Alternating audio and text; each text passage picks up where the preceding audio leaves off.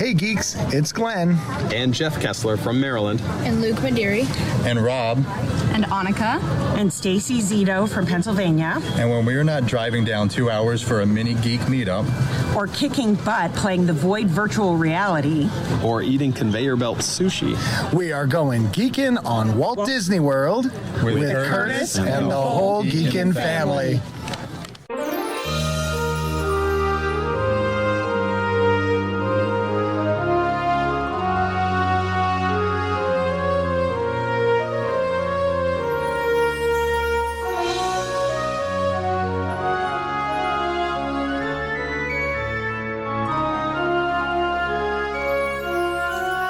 Hey Disney World geeks, Curtis Stone here, and I'm here to welcome you to episode 373 of the Geekin' on Walt Disney World podcast. This week, Dave and Toni-Ann from the Disney Crush podcast, they're going to join me and answer your listener questions. I think of them as my brother and sister podcast, and they are awesome. I think you're going to really enjoy them. I want to welcome you to the podcast. We've been doing the podcast for over 6 years. I started the podcast with my daughter, Lindsay, and we started talking about our Disney World trips, and then we started bringing on Disney geeks to tell their trip stories. I've been so amazed at a lot of things, but especially how positive, caring, and generous our listeners are. Before too long, they started calling me their podfather. I think it's the family atmosphere we like to bring to the podcast, and we'd like to welcome you here also. Come join our private Facebook group where we get together every single day and share our Disney World stories and tips and tricks. You'll get all your answers to questions there too. Now we got a segment we call Travel Tips with the Traveling Tiaras. Let's bring on Mama and Auntie Judy before we get to the interview with Toni-Ann and Dave. All right, I'd like to welcome the Traveling Tiaras for their travel tips with the Traveling Tiaras. Hey geeks. Hey geeks, how are you? What was that face you're making, Judy? Why not? floating away. That's the music. The face you make. That's our magic music. Our magic music. All right. I've got a couple questions for you guys. I want to ask you a bunch of questions. And I want to have them answered immediately. They'll answer them immediately. We're very demanding here on the podcast. We got questions. We want answers straight away.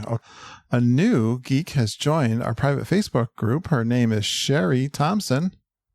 Hello, Sherry Thompson. Sherry Thompson. Is that how you say it? Shari. Sherry. Yes, I would say Sherry, yeah. All right. Spelled right. We could put the French spin on it. Shari. Shari. Sherry. Hello, Shari. Mon Shari. All right. H-E-R-I. One of the questions I ask you guys when you join the private Facebook group is, what's a topic you'd like us to cover on the podcast? And this is one I wasn't expecting. It's a very common one, except for right now, because there is no dining plan at the current moment that my ladies here will remind me. But I'd like to, this is a good one. She'd like to know about the Disney dining plan tips. You guys, what do you tell people when they're looking at possibly adding the dining plan to their reservation, at least back in the day? Back in the day. Because we do expect that coming back at some point, don't you? Yeah. Yeah, in some way, shape, or form. Yeah. You have to know how you eat as far as the quantity, because you get a lot of food. Yeah, it's definitely down to your personal eating style and probably how many people you're going with too, because as Curtis will tell you, he can eat a lot of the snacks, whereas I can kind of let them go. So it works out good. We balance out when there's snacks. But definitely check, how do you eat? Are you at breakfast, lunch, dinner? Are you mostly just a dinner person? Do you like to have a fixed time to eat? Or you rather be more, hey, we'll eat whenever we want to eat? Because then you probably want to do more of a quick serve type plan if they have it when it returns, right? Yeah. And if you like to sit down to a really nice meal and relax, then the regular dining plan is a good one, because you get you can book a really nice meal in the evening and relax and have a really good time just enjoying a nice meal. Like we like to. Yeah, and I think it's worked out well for us as adults, for sure. and I like to not worry about the cost of the meal because that's usually sticker shock. And that's the biggest thing, is to not have to worry. It's all paid for. All you have to do is pay the tip. Right. And that's the thing. I like knowing, I don't mind having those extra snacks at the end of the trip because I like all those little goodies to bring home, like the trail mix and the candies. I don't mind that at all, having extra. Although I try to eat all the snacks I can too. Yeah. I don't worry about my snacking. I don't worry about my meals. I know I've got a great meal planned. We've even had great luck with the quick service. Like we went with G3 on a weekend or something. We weren't planning maybe a lot of sit downs. Really like the quick serve plan. That's a good one. Yeah. I think sometimes maybe if you've got young kids, although the character dining can be quite expensive if you're on that. Yeah. Because the little kids don't always eat their weight. If they're finicky eaters. No, but it's a good price for the kids too. I mean, I think the kids' prices go up to age 10. Yeah, Nine, Judy? Nine. I think 10 they start at adult prices. Yeah. I know we did an So it's a episode good on deal, even for children. Yeah. We did a full episode on the dining plan, reviewing it, and we took a look at the costs, especially when they were adding alcohol. You could get a beer or a wine with your meal or a drink. Yeah, even on the quick serve plan. Yeah, that made it a We really enjoyed that. Yeah. Yeah. I thought it was a pretty good deal, and I checked the costs, and it looked quite even. And again, it's pretty close. I mean, we tend to sit down before we go. We pick our restaurants, we look at the menu, and then we decide, okay, we might eat this or we might eat that, and then we price it out and see how does it compare as if we paid out of pocket for it. And you might save a little, but it's pretty close. and you're really it's the convenience of it all too. It is. Perfect. There you go, Sherry. Hopefully that will come back because I think let's hope people pretty much enjoy that, especially when we got a package, especially if you can get a deal, get a free one. Get a free dining. That's a good deal. Has always been very popular with travelers. All right. Mm-hmm. Next, I have. Well, hey, you guys got any clients in the parks right now? I'm thinking of one. Yes, we do. Yeah, we do. Who are you thinking of? Our good friend Andy Hoffman and his son. Yes. Harrison. Just the two of them? Yeah. Where are they staying? They are staying at the Coronado Springs No, Tower. they're not. They moved the tower? Key West. They're at Old Key Wait a West. minute. They did move. to You're Old right. Key West. Oh my gosh, Andy, love you, but boy, oh boy, you kept me on my toes with the changes. And see, I'm still one change behind you.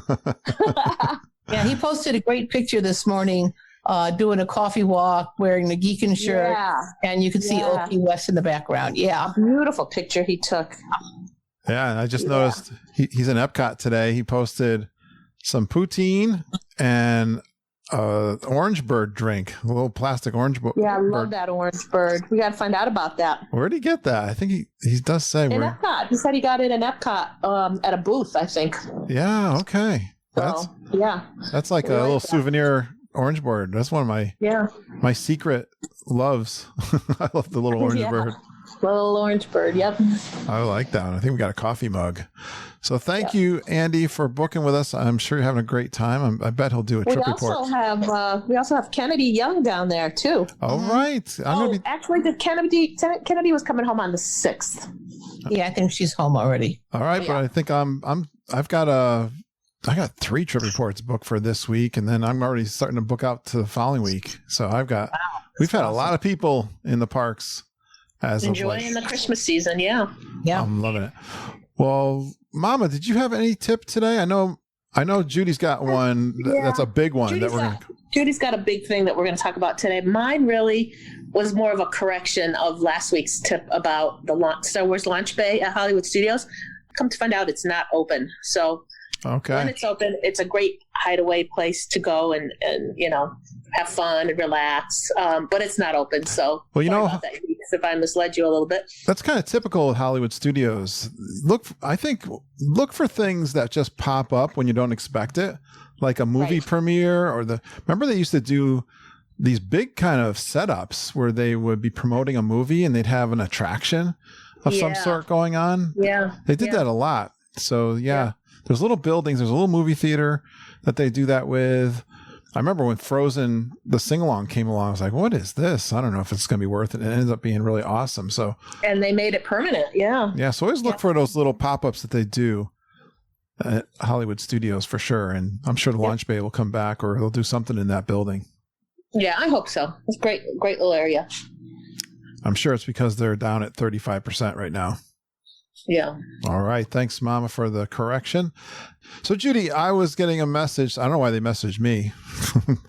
Maybe because I'm the podcast host.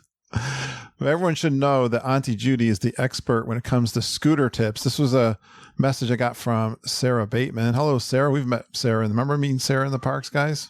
Mm-hmm. Yeah. Mm-hmm. So I think her daughter was really into the UK stuff. We got her a bunch of stuff. Kevin gave us a bunch of stuff and our friends for her to take home, like pens and whatever, magnet bottle openers, those kinds of things. So Auntie Judy, she uses a scooter every time we go. So I thought you'd be perfect to answer her questions about scooters in the parks. Well, first I'm going to preface this by saying, do as I say, not as I do. Why is that? I almost killed Ken coming out of Starbucks in Animal Kingdom. We laugh about it, but seriously, I've had a scooter incident. Yeah, myself. So you got to take it seriously. I hooked the armrest of the scooter under the push bar of the door and wedged it in there, and it kind of jerked. And Ken was holding the door, and I hit him right in the leg. Well, to say you were wedged in there is an understatement. You were like rammed in there, stuck. And I was laughing my head off. And this other guest and his wife were getting annoyed with me because they're like, what's wrong with you? She's seriously in a bad way. And you're in a panic. Judy was taking a picture at the same time. Yeah, and I was taking pictures. I thought it was hysterical. And then it was like the Three Stooges when we were trying to get you out of there. Oh my gosh. And how did you whack? I can't believe I missed this, you guys. I was riding Expedition Everest by myself. Yeah. I missed the whole thing. You hit Ken in the shin somehow. Like you know when you hit in the shin, it's like the most painful thing you can. Yeah. He just kind of walked away with tears in his eyes, I think. They shattered the shin, and I know. I stopped laughing by that point, but. I'm sorry. I know. I'm really bad when this kind of stuff happens. So be careful when you're coming out of the Animal Kingdom Starbucks, guys. Okay, that's but there's another thing you need to be careful of. If you're coming down in the Magic Kingdom and you're coming down the ramp from the castle, realize that the sidewalk has a curb. It doesn't just flow nicely under the street because I think Margita drove it right off the curb. Oh. Yeah, full kind of launched myself. Yeah. So, you got to be careful. I had a wheelchair incident with Lindsay, and she had a leg thing. She said, and she kept warning me when we were walking into Magic Kingdom, watch out for the tracks for the trolley that goes through. And I was good going into the park, but I forgot her advice as we were walking through the hub, and I hit that doggone thing square and ripped the wheel right off. Here it is with a knee injury too. I felt like a dope, and we were on our way to eat, but it had a happy ending because Lindsay, the cast member, came running. Who's always really good in the parks are the maintenance people, the people that are picking up things. They're very helpful. Always look for them, and they called one of the guys with the plaid shirts. Lindsay ended up getting a really nice Mickey Mouse plushie out of that. I got a new wheelchair, and we got a plushie out of it to make our day. All is well. I felt like an idiot. I knew better. Yeah. All right. So we've had some accidents, we'll say. We always say one of Lindsay's was she hit the wall, the Great Wall of China, hard with the scooter. Yeah. All right, Jude. Besides being careless with your scooter, what are some of your tips? The first thing. Rent your scooter off property. Yeah. The scooters that they have at Disney, first of all, are very expensive. You're going to pay $70. You'll get $20 back, but that's each day. Right. And you can rent them off property for a whole lot less. You can rent some places for $25 to $30 a day. I found another place that's $21 a day. So you need to do some research. Go on on the web and just search scooters in Orlando, and you'll come up with several different companies. I've gone through 2 different ones, and I'm looking at a third one now.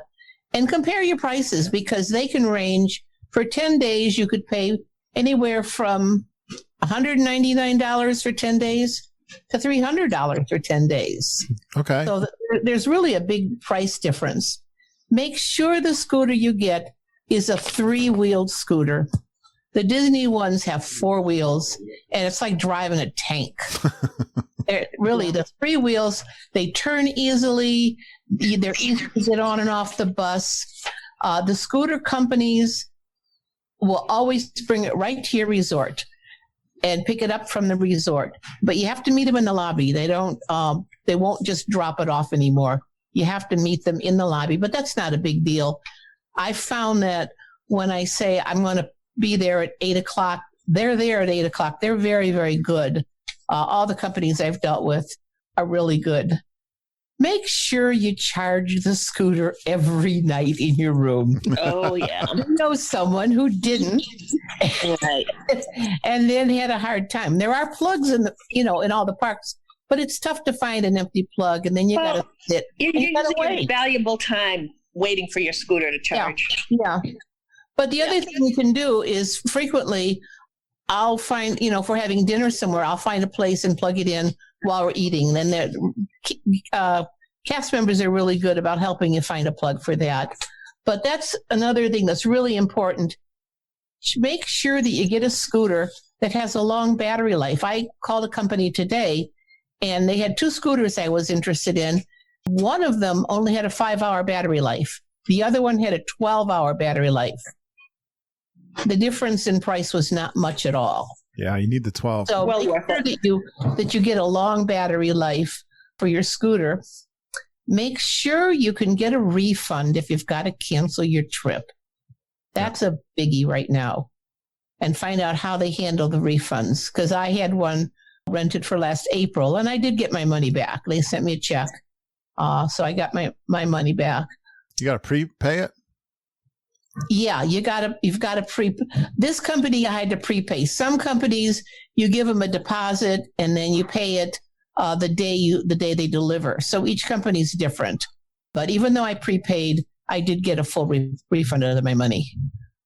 Make sure that you get a scooter based on your weight. They have scooters that go up, if the weight goes up, you need to get a bigger scooter because it's got a bigger battery and it'll last longer.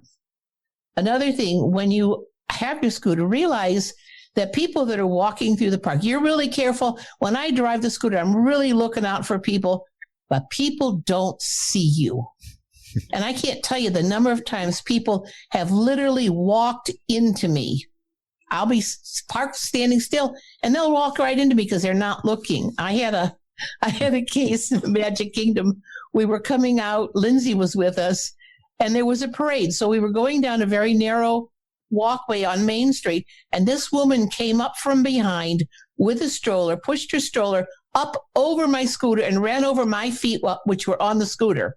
And then yelled at me as I was on her way. So yeah, watch out for people because they don't look. And you're lower than they are. That happens all the time. Yeah, it's shocking to hear you say that. Yeah, but it's so true because we've witnessed it countless times. They just don't notice that you're there. They're looking over you. And you don't get a DAS pass when you have a scooter. You wait in the same line as everybody else. Almost all the lines are accessible. Big Thunder Mountain, you go up to the exit and you go on there. So if there's a long line and you have to wait in line, you go to the cast member, they give you a return time, and then you go up and you go in the back way and you wait somewhere else and then you go in at the same time. So we've never had a problem with you being refused on any attraction. So people are worried about that. It's a non-issue at all if you have a scooter. Total non-issue. Yeah, and you can take your scooter. Peter Pan, you cannot take a scooter through the queue. You have to walk through the queue. That's the only one I found. All the others I've been able. Oh, and Pirates of the Caribbean. Oh, you have to transfer to the wheelchair there. Transfer to a wheelchair. And a Haunted Mansion, I used to be able to take the scooter in, and now they want you to transfer to a wheelchair in Haunted Mansion. but they've got wheelchairs accessible for you. So it's not a big deal. Very good. Yeah. So if you need a scooter, please get one because it makes going to the park so much easier for somebody with arthritic knees like I have. It makes you enjoy the parks. Nice. Mm-hmm. Yeah, it's great. Great, Judy. And if you have those written up, I'd love to have a copy of those. Sure, I'll send them to you. We'll put them up on my website. We'll also post them to our private Facebook group. And is that all that we have then? Well, that was pretty good. That was plenty. Sure, that's it. Nice job, guys. That's the Traveling Tiaras. Yeah. We'll see you next week. Bye-bye, geeks. Bye, geeks. All right. Thanks, Mom and Judy, for your tips and answering listener questions. Great job again this week. And now it's time for Dave and Toni-Ann from the Disney Crush podcast. They're helping out answering listener questions too. We got Deidre Watts asks a question, Jen Batchelder, Wendy Fox, Daniel Ginger, Tom Ellison, Rob Madiri, Glenn Kessler, Andy Hoffman. They all asked some great questions here. So get ready to get some more great tips from Dave and Toni-Ann. I love other podcasters and I love their passion for Walt Disney World. Dave and Toni-Ann are beloved friends of my geeks and me too. And I know you're going to enjoy this chat with my friends from the Disney Crush podcast.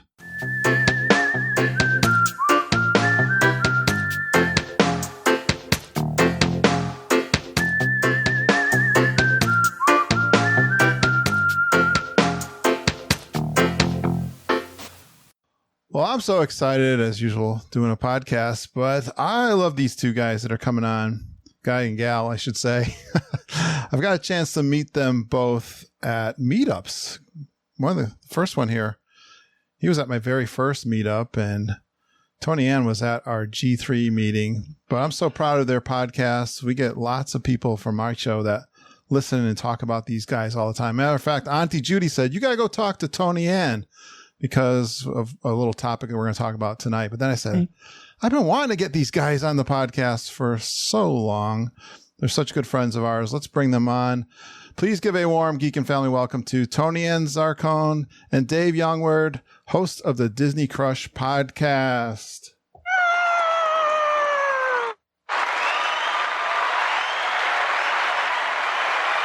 Our audience is going crazy for you guys. Wow, we're not used to that. It's got to be the Sensei Tony. Hey. No. Hey, geeks, what's up? Hi, geeks. My audience loves you guys. Oh, we love them because we're geeks. So yes, we were geeks. We were geeks before we were crushers. So that's true. How weird is that? Yeah, so I got a chance to meet Dave. I was trying to think, Dave, how long ago was that? My very first kind of official meetup at the Nomad Lounge. We had a good turnout there too.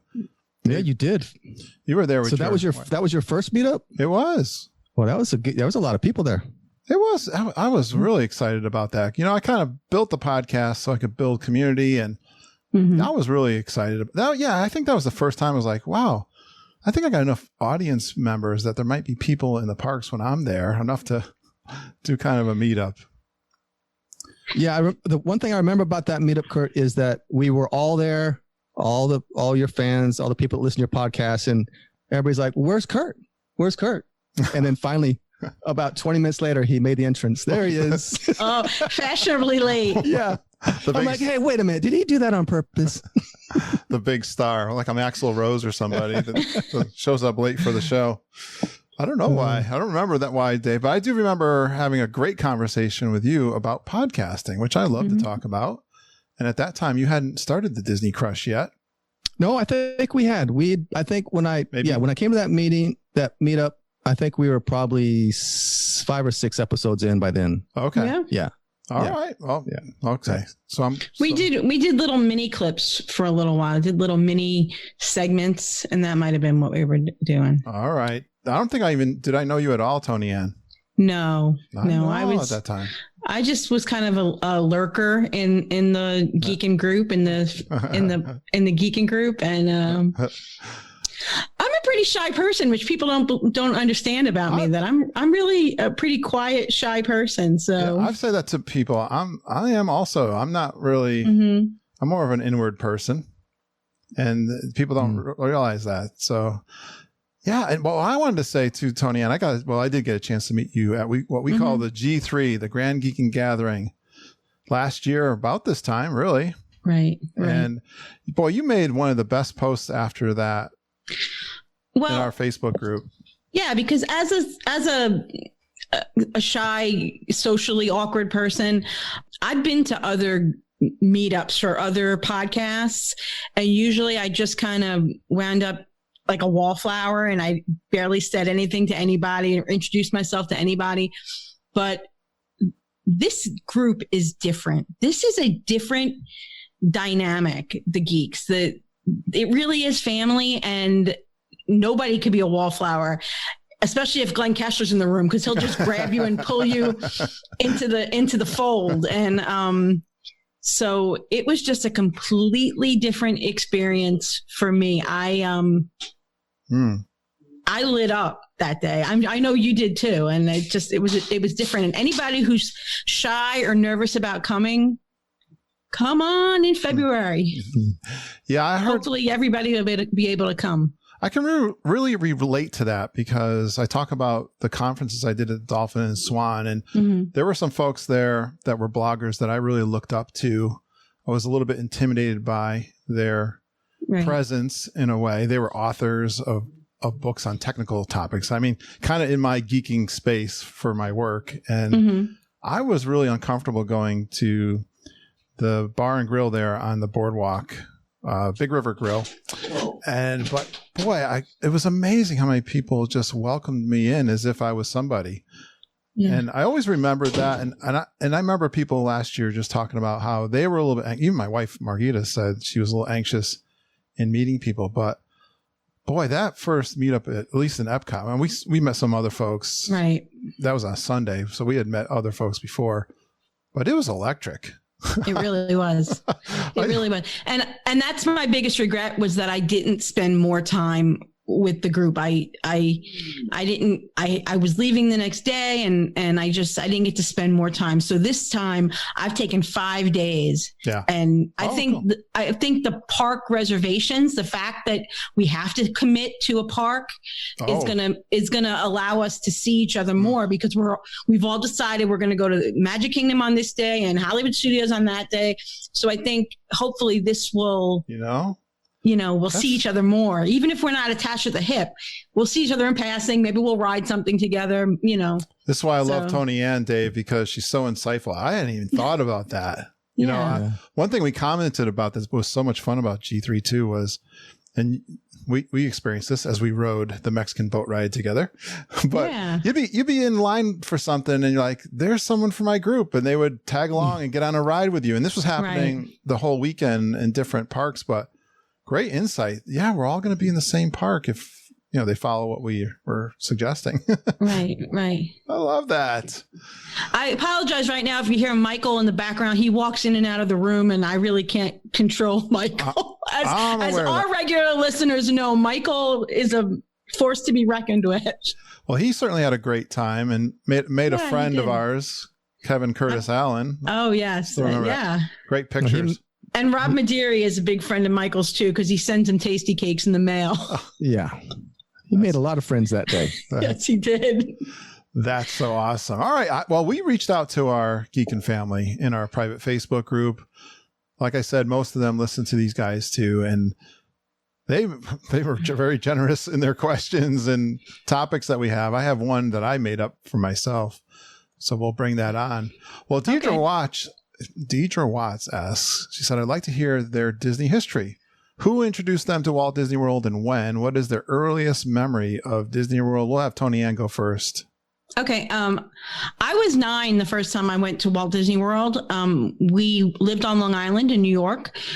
Summer vacation, family, 3 daughters in the back of my father's Cadillac, drove down from New York. We broke down in Georgia, something, I don't know, a head gasket blew, or I don't know, I was 9. So that threw us off a day.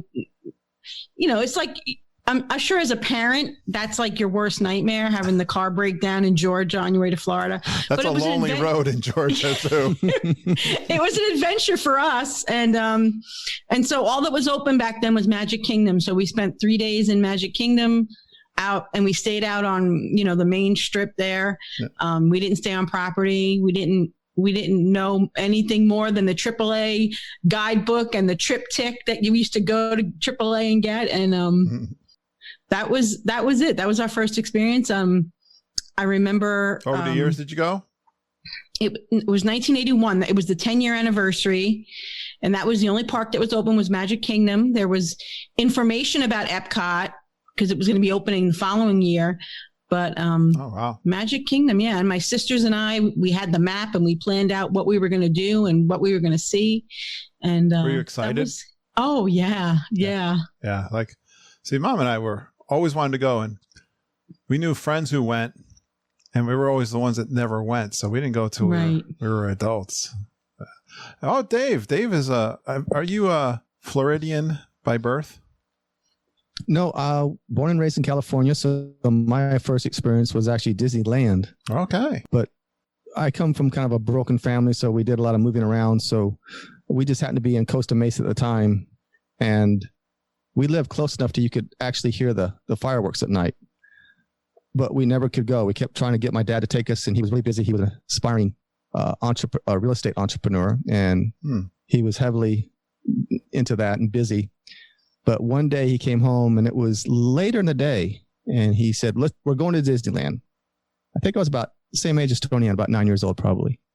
He took us to Disneyland. The one thing I do remember was the magic shop, and we got to see, I think it was Patty Page was there. Really? That was the one and only time we went. So, and then when I moved to Florida about 30 years ago, I would go probably once a year, maybe. Yeah. Sometimes maybe every other year. So it wasn't a big deal until a few years ago when I got the bug. He didn't. Yeah, he used to go, and we had kids the same age, so we'd go together when the kids were little. And Dave was not into it. He wanted to go back to the camper and sit by the fire and have a beer. He did not want to be in the parks. But something happened. What changed with you, Dave? Well, I think we talked about this before in our podcast, and maybe a podcast with you a long time ago.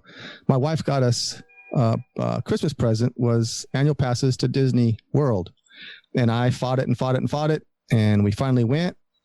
And I think it was a combination of just being with the family, and we're all together, away from home, and something just clicked that time. It was really it was a very emotional time for me. I said, wow, this place is absolutely amazing. And I couldn't wait to go back. I just wanted to, I didn't want to leave. Awesome. I think it was about a 5 or 6 day trip. Mm-hmm. Yeah, and now I got a podcast. Toni-Ann and I got a podcast. But that was the thing. I was a Disney I don't know. People might not know we're in-laws. Dave's wife and my husband are brother and sister. So let's get that out of the way. I was going to ask. Thank you. I knew, but we want everyone that's listening to know. And we had kids around the same age, and I was a Disney freak. I mean, I was on the Diz boards. I won a big contest where I won a grand prize, big trip from Pete Werner on the Diz boards to Disney, and I was a fanatic, and he thought I was crazy. And he came back from this trip.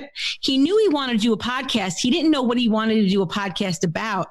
And he came back from this trip and he's like, Toni-Ann, will you do this podcast with me about Disney? And that was it. That's it. Well, Dave, you got a ringer with Toni-Ann. I know. I knew I did. I was a podcast.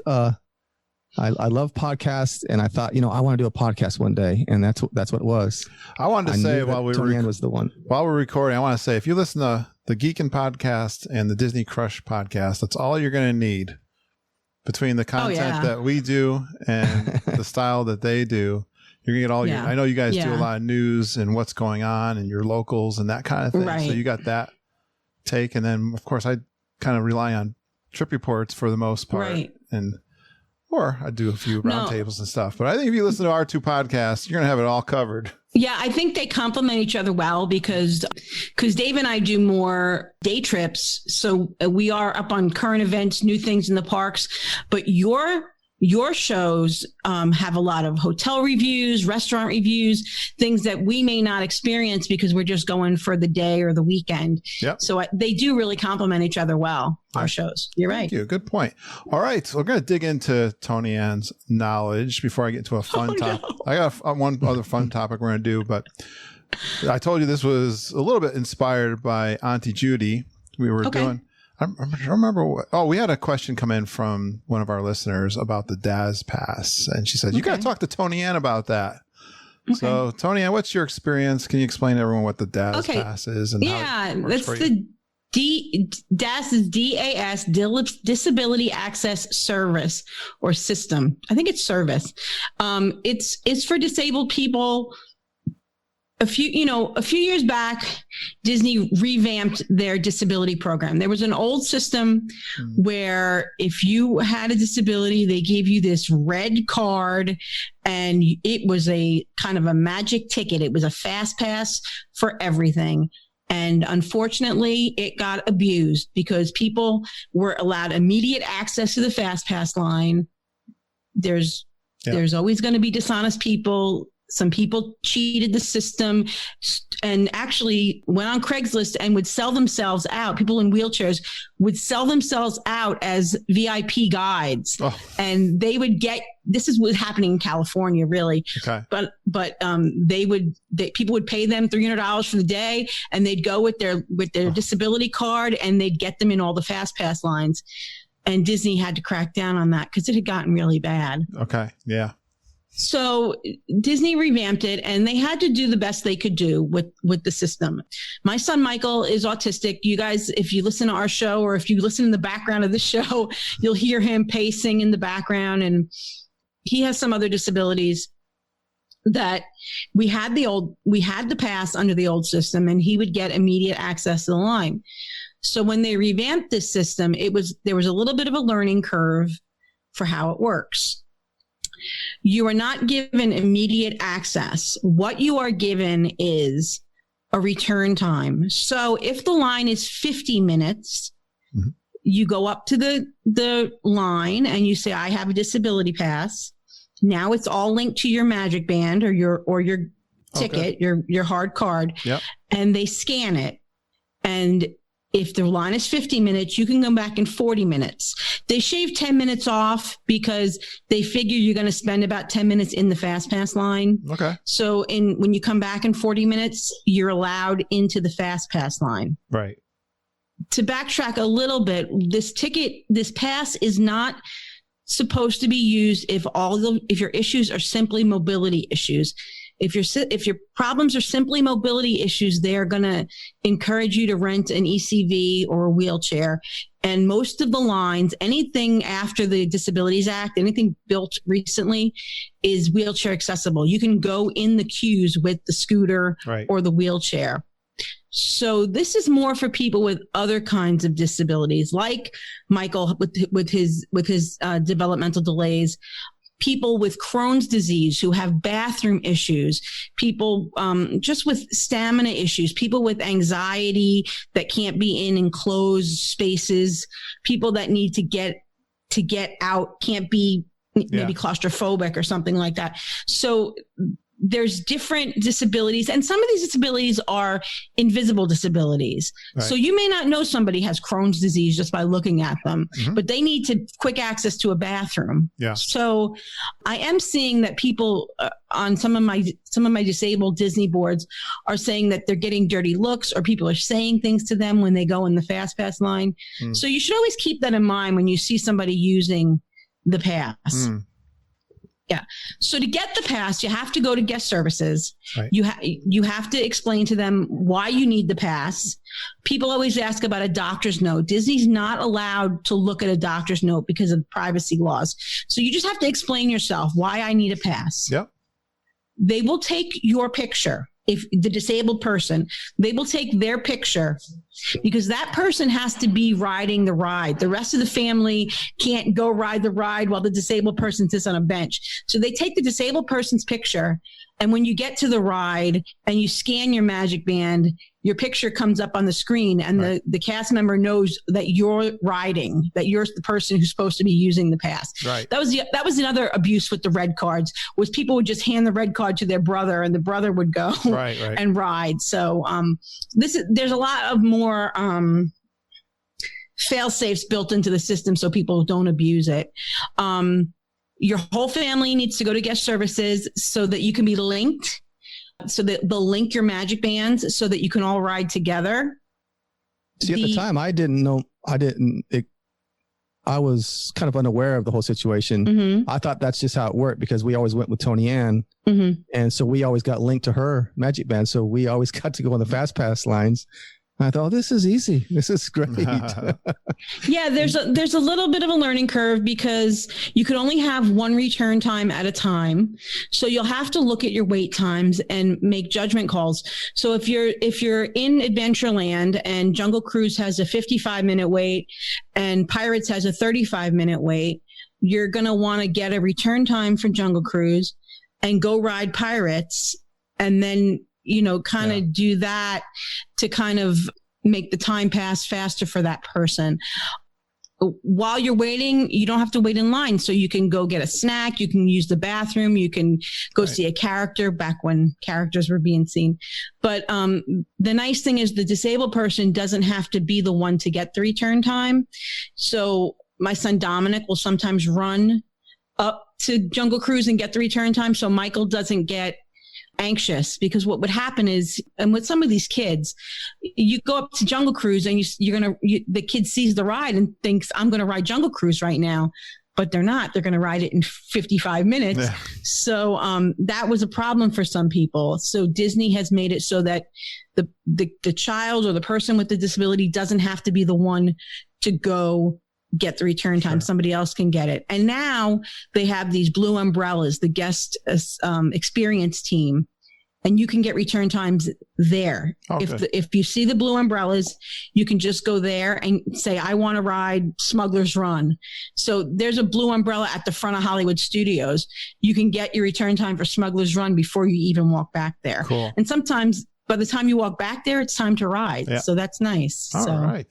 Well, that's a real deep explanation. Of course, Toni-Ann is very knowledgeable. She's always in our Facebook group or their own, so definitely reach out if you need. Yeah. If I'm not clear about something or you have a question, extra questions. Yeah. Definitely ask in the group and I'll help you. Awesome. Let's do something fun. That was so technical. So I thought we'd do something. I love doing top 5 lists. Haven't done them in a while, but I thought we'd try something I've been thinking about.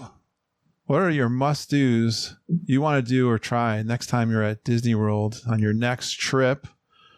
And let's let Dave go first, because Toni-Ann's let Toni-Ann take a rest. But Dave, you have something that you want to do? What's a must-do you want? And I kind of said I get ideas from my podcast. I'm sure sometimes you guys get inspired from doing the show. Mm-hmm. That's where mine are coming from. Must do's. I don't know, Kurt. I don't want to sound so pompous, but we go so often that, I mean, honestly, but I'll tell you the last couple times we have been, I didn't get to ride Navi, and I really, really like the Navi River ride. Yeah. Mm-hmm. And for some reason, we just haven't been able to do it. I know it's a kind of a short ride, and a lot of people don't like it, but I really like it. So that's one of mine that I really want to get back to that, and because it's been a long time since I think before COVID. Yeah. You want me to go through all 5 of them? Or? No, we're going to go around in a round table. Okay. Yeah, no, that happens. I understand that. You're like, you're leaving and you're like, why didn't I do that? Yeah, exactly.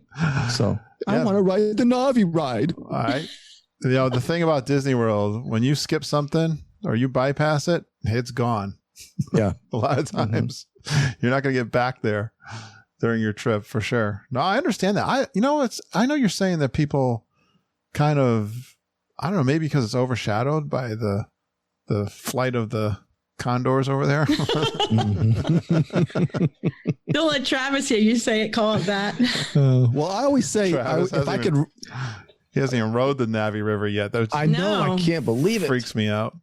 If I was an Imagineer, I think I would go in there and I'd say, look, guys, this is what we need to do. We need to combine the two. Oh, okay. We need to combine the Navi River ride. It goes into that. That's a great idea. It's like, And then you get on the yeah. Yes, that would, you know. That's a great, wow. How come you're not an Imagineer, Dave? Someone's going to hear that and they're going to do it. They're like, hey, that's a good idea. That's right. You know, they all listen to my show, so They do. probably be recognized. All right, Toni-Ann, what's something that is a must do for you next time you go? You know, I saw a review. One of my friends posted pictures from the Hollywood and Vine dinner, the new Hollywood and Vine meal. Oh, and it looks great. It used to be kind of universally panned, the buffet, but now with the COVID, it's not a buffet anymore. Mm-hmm. It's plated entrees. There's a salad and rolls. They serve family style, but the food looks much better than it used to. There's like prime rib and there's a turkey dinner and I think it's a salmon dish, but it looked really good. And the characters look great too. Minnie and Mickey were dressed up in their Christmas clothes. People like that's one thing. Yeah. I really miss Mickey. Oh, that's yeah. I really miss Mickey. So yeah, you're right. I've always loved the buffet there. I love all the buffets, but yeah, I've heard the same thing.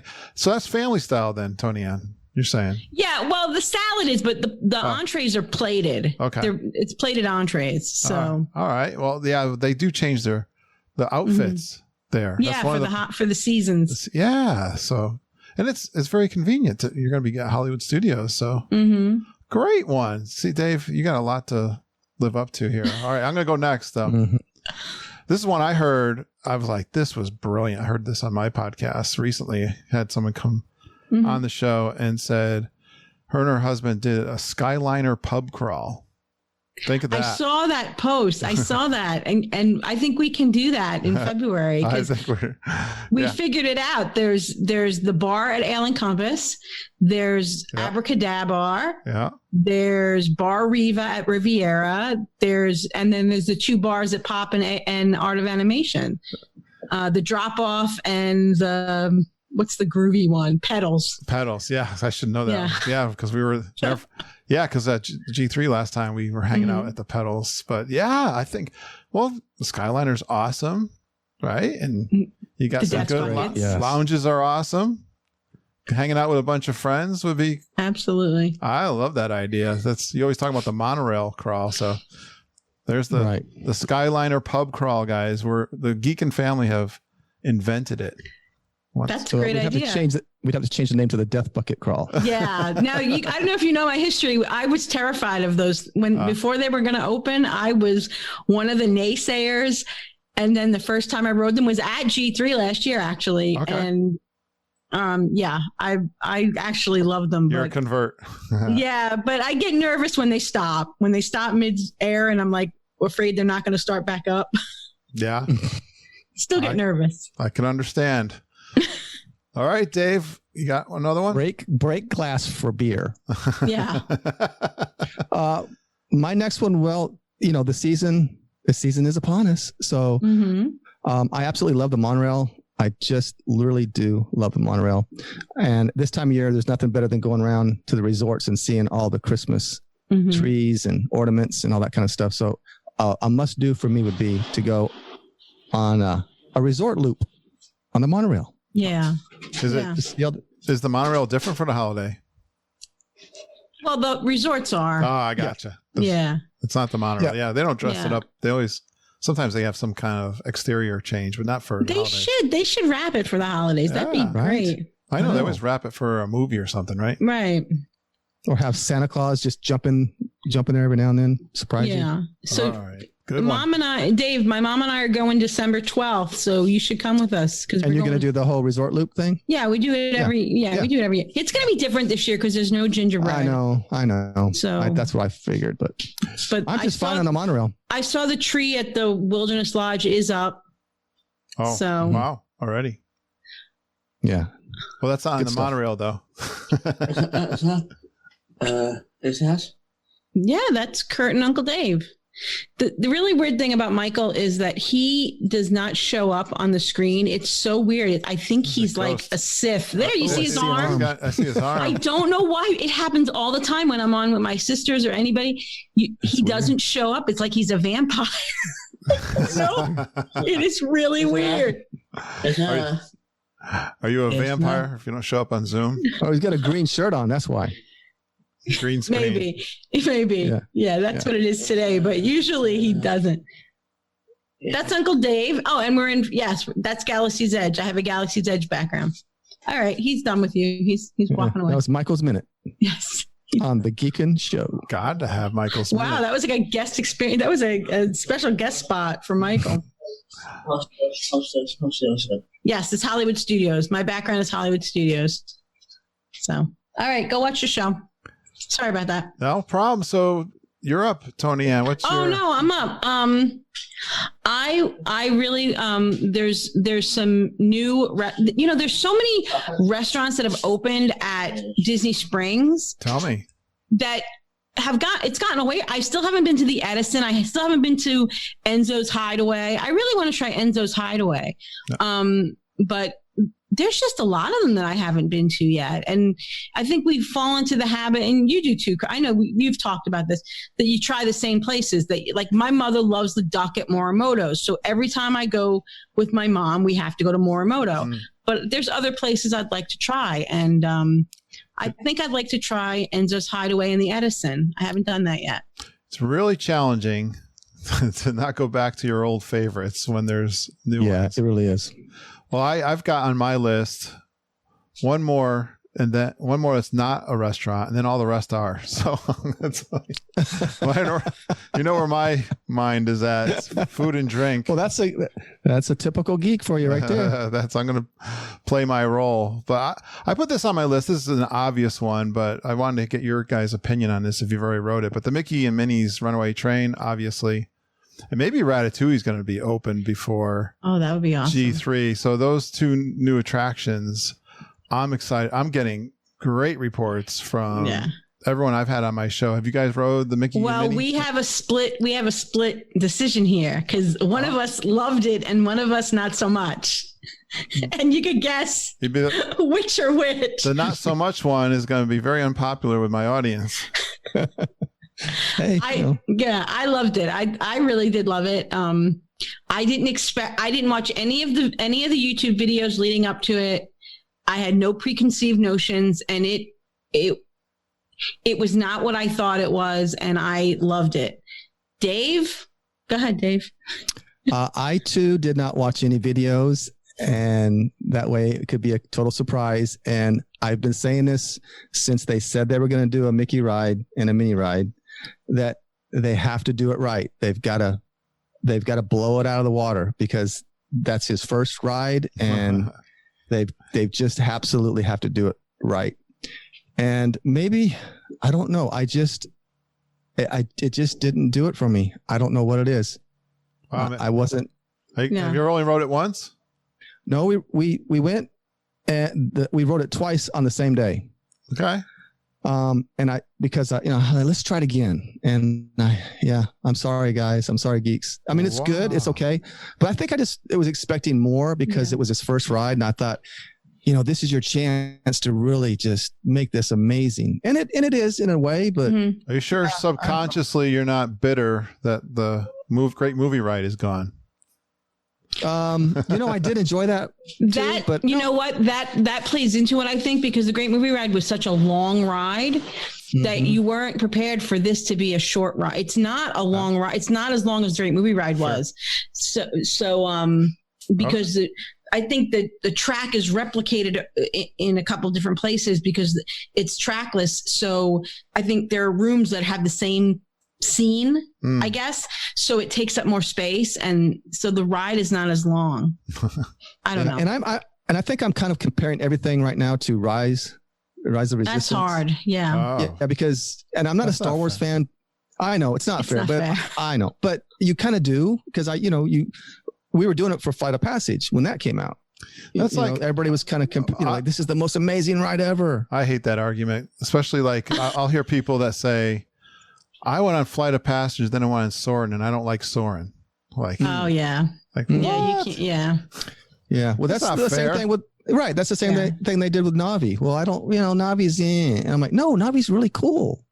Well, Millennium Falcon is the Navi River journey of Galaxy's Edge. That's what people were saying. Right. And I think if any ride was a disappointment to people, I think it was Millennium Falcon. I think that ride. I don't know why. I love it. I think it's really cool. I think it depends who you're riding with. Oh yeah, well, you know me. I got Judy back there screaming at me. They're driving it and banging into everything. We're laughing and carrying on. I think the theming of that ride is incredible. Right. It's amazing. You really feel like you're in the ship. So Yeah, they really did a great job over there. All right, let's see if you can redeem yourself. Okay, Dave. Dave, tell me give me a good must do. Well, a must do. I'm gonna, I know how much the geeks and you like to frequent these restaurants and stuff. So I'm gonna grab a restaurant. I got to go to the Grand Floridian Cafe for the first time not too long ago. Yeah, and we had never been there before, and I kind of get stuck on the same restaurants. It's hard for me to get away from that. But we went there, and I've got a new favorite now. Oh, I really, really enjoyed it there. So what'd you have there that made you so impressed? I had a lobster. Was it Theodore? Thermidor burger. Oh yeah. He had it for breakfast. I did. I had it for breakfast. Because at Grand Floridian Cafe, you can order anything from 7 a.m. to 2 p.m. You can order. They have the lunch and breakfast menu both available. So you could have. So he had shrimp cocktail at 8 o'clock in the morning. Hey. and a lobster thermidor burger. Yeah, Veronica had the shrimp cocktail, and I had and you guys were all eating eggs and looking at us like. But if you want French toast at 2 o'clock, you can have that too. So Right. it's like, and that's every day. That's not just weekend brunch or anything. That's 7 days a week. You can have brunch basically. It's one of my top hidden gems, for sure. Is that right? Oh yeah, because I don't think all these other places get. Well, they've got a lot of great restaurants on that property. Yeah. So there's a lot of restaurants at the Grand Floridian, but right now, I think only 2 of them are open or 3. Okay. Well, the quick service is open, and Narcoossee's, or however you want to say it, that's open too now. But well, I wish Mickey Kurt, and Minnie knock us out with the food. Come on. I wish Mickey and Minnie would open up a Thermidor burger stand there. Maybe. Oh, have you had the burger? I have not. I've heard of that one, but no. Eggs Benedict, really the lobster eggs Benedict. I had I've heard you talk about that before. Yeah, the eggs Benedict, the 3, you get the chorizo and the regular eggs Benedict. Mm-hmm. That's what it's famous for, at least breakfast. Yeah. I think anything there is good. It's a nice sandwich and stuff. Yeah, it's a great atmosphere, great place. Love that one. The dinner menu is good too, and it's right now with no dining plans, people have to look at the menus and choose, budget wise. They have to kind of think about what they're spending more. And Grand Floridian Cafe has something for everyone. There's sandwiches and there's steaks. Mm-hmm. So no matter what you want to spend or eat that day. Well, I know Dave's waiting for my next pick, but it's your turn, Toni-Ann. So okay, you'll have to wait. There's someplace I'd really like to stay, and that's the Animal Kingdom Lodge. I have not stayed there, and I would love to. And that's someplace I think my husband would enjoy. He's not a parks guy. My husband, he likes to chill back at the room. He likes fine dining. We did Sanaa, we've done Jico, and he loved him. And he's the kind of person where we'll go sit in the lobby at night with a glass of wine, and there's a nice fireplace in Animal Kingdom Lodge. And so I think that's someplace I'd like to go with my husband. Yeah. So It made me think you left out Boma, but we've done Boma. Yeah, I've done Boma. No, not right now. Right now, there's not any. None of the buffets are open, and anything that was a buffet is something different, either plated or family style. I know they got this whole animal thing and going on, but you know what? I discovered Jam Jar there. Oh yeah, the South African wine. You worry about the important things, right? So what? There's a zebra or a giraffe out my balcony. I'm getting my bottle of Jam Jar. Hey, priorities. They've got They got sommeliers, whatever they call, telling you all kinds of, and I'm drinking the sweet wine from South Africa. Jam jar, baby. That's my stuff. Beautiful. Yeah. I hope everyone gets a chance to do it. It's a very unique experience for sure. And tons of fun things over there going on. Great pool, all that stuff. Unique place. Okay. My restaurant is, I'm going with Toni-Ann with all the new ones that I've never been to before. I've been to a lot of them, but Topolino's is the one on my list. Judy says I can do that at G3. So okay. So are you talking about breakfast or the dinner? The dinner is signature Italian and the breakfast is Mickey and Friends. Well, I was thinking more dinner because I love Italian too. And I mean, you think about it, there weren't a lot of towers. California Grill. Yeah. You could go on top, and I love Bay Lake Tower and all that. So to have a tower restaurant, another great place for a lounge. It's beautiful, right? It's beautiful. Yeah, I've been there. I've only been there in the morning. I was actually there on opening day. The views from the terrace are sweeping. I mean, you can see Hollywood Studios. You could see you could see Everest in the distance, Epcot. So the views at night must be amazing. I haven't been there at night yet. And there's a terrace bar. I don't know with COVID what's actually open. That was there, when I went on opening day. And so it seems really, it's a hard pill to swallow for me to pay that much for Italian food because I'm Italian. And when I was a kid growing up, we weren't allowed to order pasta because my father, and I'm talking, $6 spaghetti plate. My father would say, your mother can make 3 pounds of that for 50 cents. So when you go to Topolino's, the pasta's like $48. I just can't do it. I just can't. I'm not, I'll spend it on a steak or seafood or anything else, but pasta, I have a hard time forking over that kind of money for pasta. Well, I've got to do the research. So I've been hearing good reviews of it. Yeah, I've heard good things too. Again, part of that pub crawl too. So looking forward to checking that out. All right, Dave, you got another one? Well, I'm not a Star Wars fan, but there's something that's drawn me to maybe try that lightsaber. Oh, yeah. The Daves. We heard the Daves talk about it with you, and I've heard him talk about it other times. It sounds really like a cool experience. No, we've gotten people have said that's like the best thing at Disney World now. Yeah. I think that might be something I'd like to do. Get yourself a lightsaber. What are you going to do with it after you're done?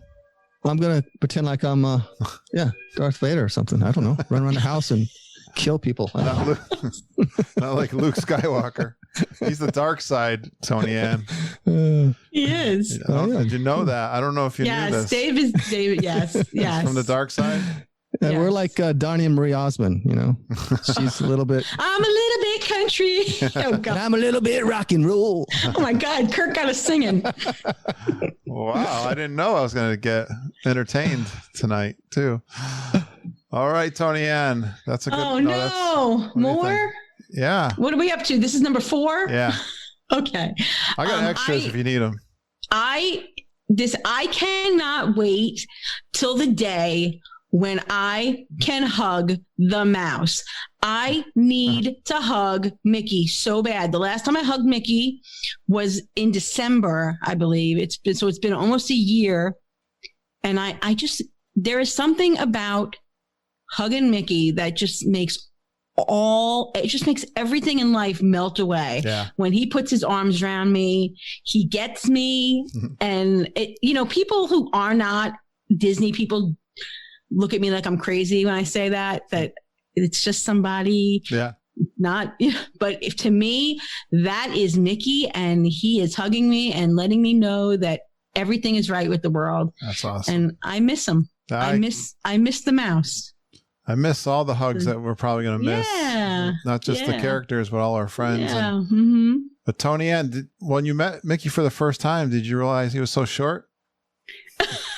Well, the first time I met Mickey, I was pretty short, and I'm still pretty short. So the first time I met you, I was like, "Oh my God, Kurt, you're really tall." But I think it's just that I'm really short. Yeah, when you meet someone for the first time, you don't know. Hey, I just see you from the waist up usually. Yes, I'm 6'2", everybody. So if you meet me, a good 250.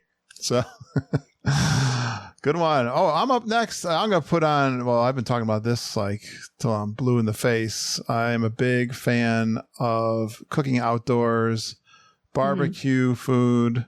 So, and I talked about this, guys, long before they put, I swear this was karma or something. I think I willed this one, but it's the Regal Eagle, the barbecue. I was like, oh yeah, right. Because the reason I kept saying this is that Flower and Garden, they had the big barbecue smoker there. Remember? Mm-hmm. They probably, I don't know, even this year they couldn't, but yeah. So it was like, you got a hamburger joint like McDonald's over there, and every year you got this beautiful smoker doing smoked meats and great beers. And so it was kind of cool the way they designed it. They've got that. It looks like the same smoker. They kind of put it out front. I don't know if they're using it or not. But, I think they are. Yeah. I think they are, because I've eaten there, and I think that smoker was going. Yeah. Yeah, they do that on purpose. They draw you in there. The smell. Even if there's no meat actually in the smoker, they have the smoker and they have some kind of smell coming out of it. They're good for that. They do that they do that in Pandora. Same thing.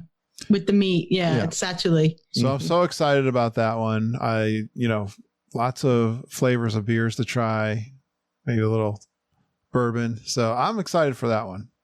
The Regal Eagle. It's been getting some really good reviews. So. Yeah, it has. I'm glad that America got something better food wise than it had in the past too. I know. Now I got my frozen lime margaritas and nachos, and I'm walking along. I come into my barbecue place. Germany's got beer. I'm loving the World Showcase, guys. I got one more World Showcase on my must do, but go ahead, Dave. You got another one? You're set. Well, I'm going to go right along there with you, because since the pandemic, I've been to Animal Kingdom, Hollywood Studios, Magic Kingdom, but we have yet been to Epcot, and I'm kind of looking forward to getting back to Epcot for a lot of those reasons. What's your favorite? What's your favorite of Epcot, Dave? Favorite anything? What, land or thing or World Showcase? I love the showcase, and I love Soarin'. Soarin's a favorite of mine. And I didn't like Epcot. Actually used to be one of my least favorite, but it's starting to grow on me. And I love the festivals. My favorite festival is the Festival of the Arts, and I'm looking forward to getting back to that, because that is it's a really good festival. What is it about the Festival of the Arts that you love? I don't know. I think it's because when it first came out, nobody really knew about it, and it was very uncrowded at the time. And it was a time of year the season was starting to change. It was getting a little bit cooler, and I love art. So I think that's what it was. And then over the years, of course, it's gotten much more crowded. People are starting to figure out, hey, this is pretty cool. It's a great idea. Where was that all our life? Yeah. Mm-hmm. I think, Dave, that as you and Veronica, your wife, I know you know who your wife is, but I'm just, as you and Veronica are starting to almost become empty nesters, your kids are getting older, you're going to just the two of you to the parks more often. I'm seeing you enjoying Epcot more, because you're more of the adult stuff is you don't have to go ride Figment anymore. If you don't want to. You can, but if you want to, but. Right. Well, Dave, you're a rock and roller. You must love it when they have music in the American Pavilion. Oh yeah, it's all good. Yeah, it's cool. They got some good acts there every now and then. Yeah, I know locals come out for all those acts and make the lines long. Right.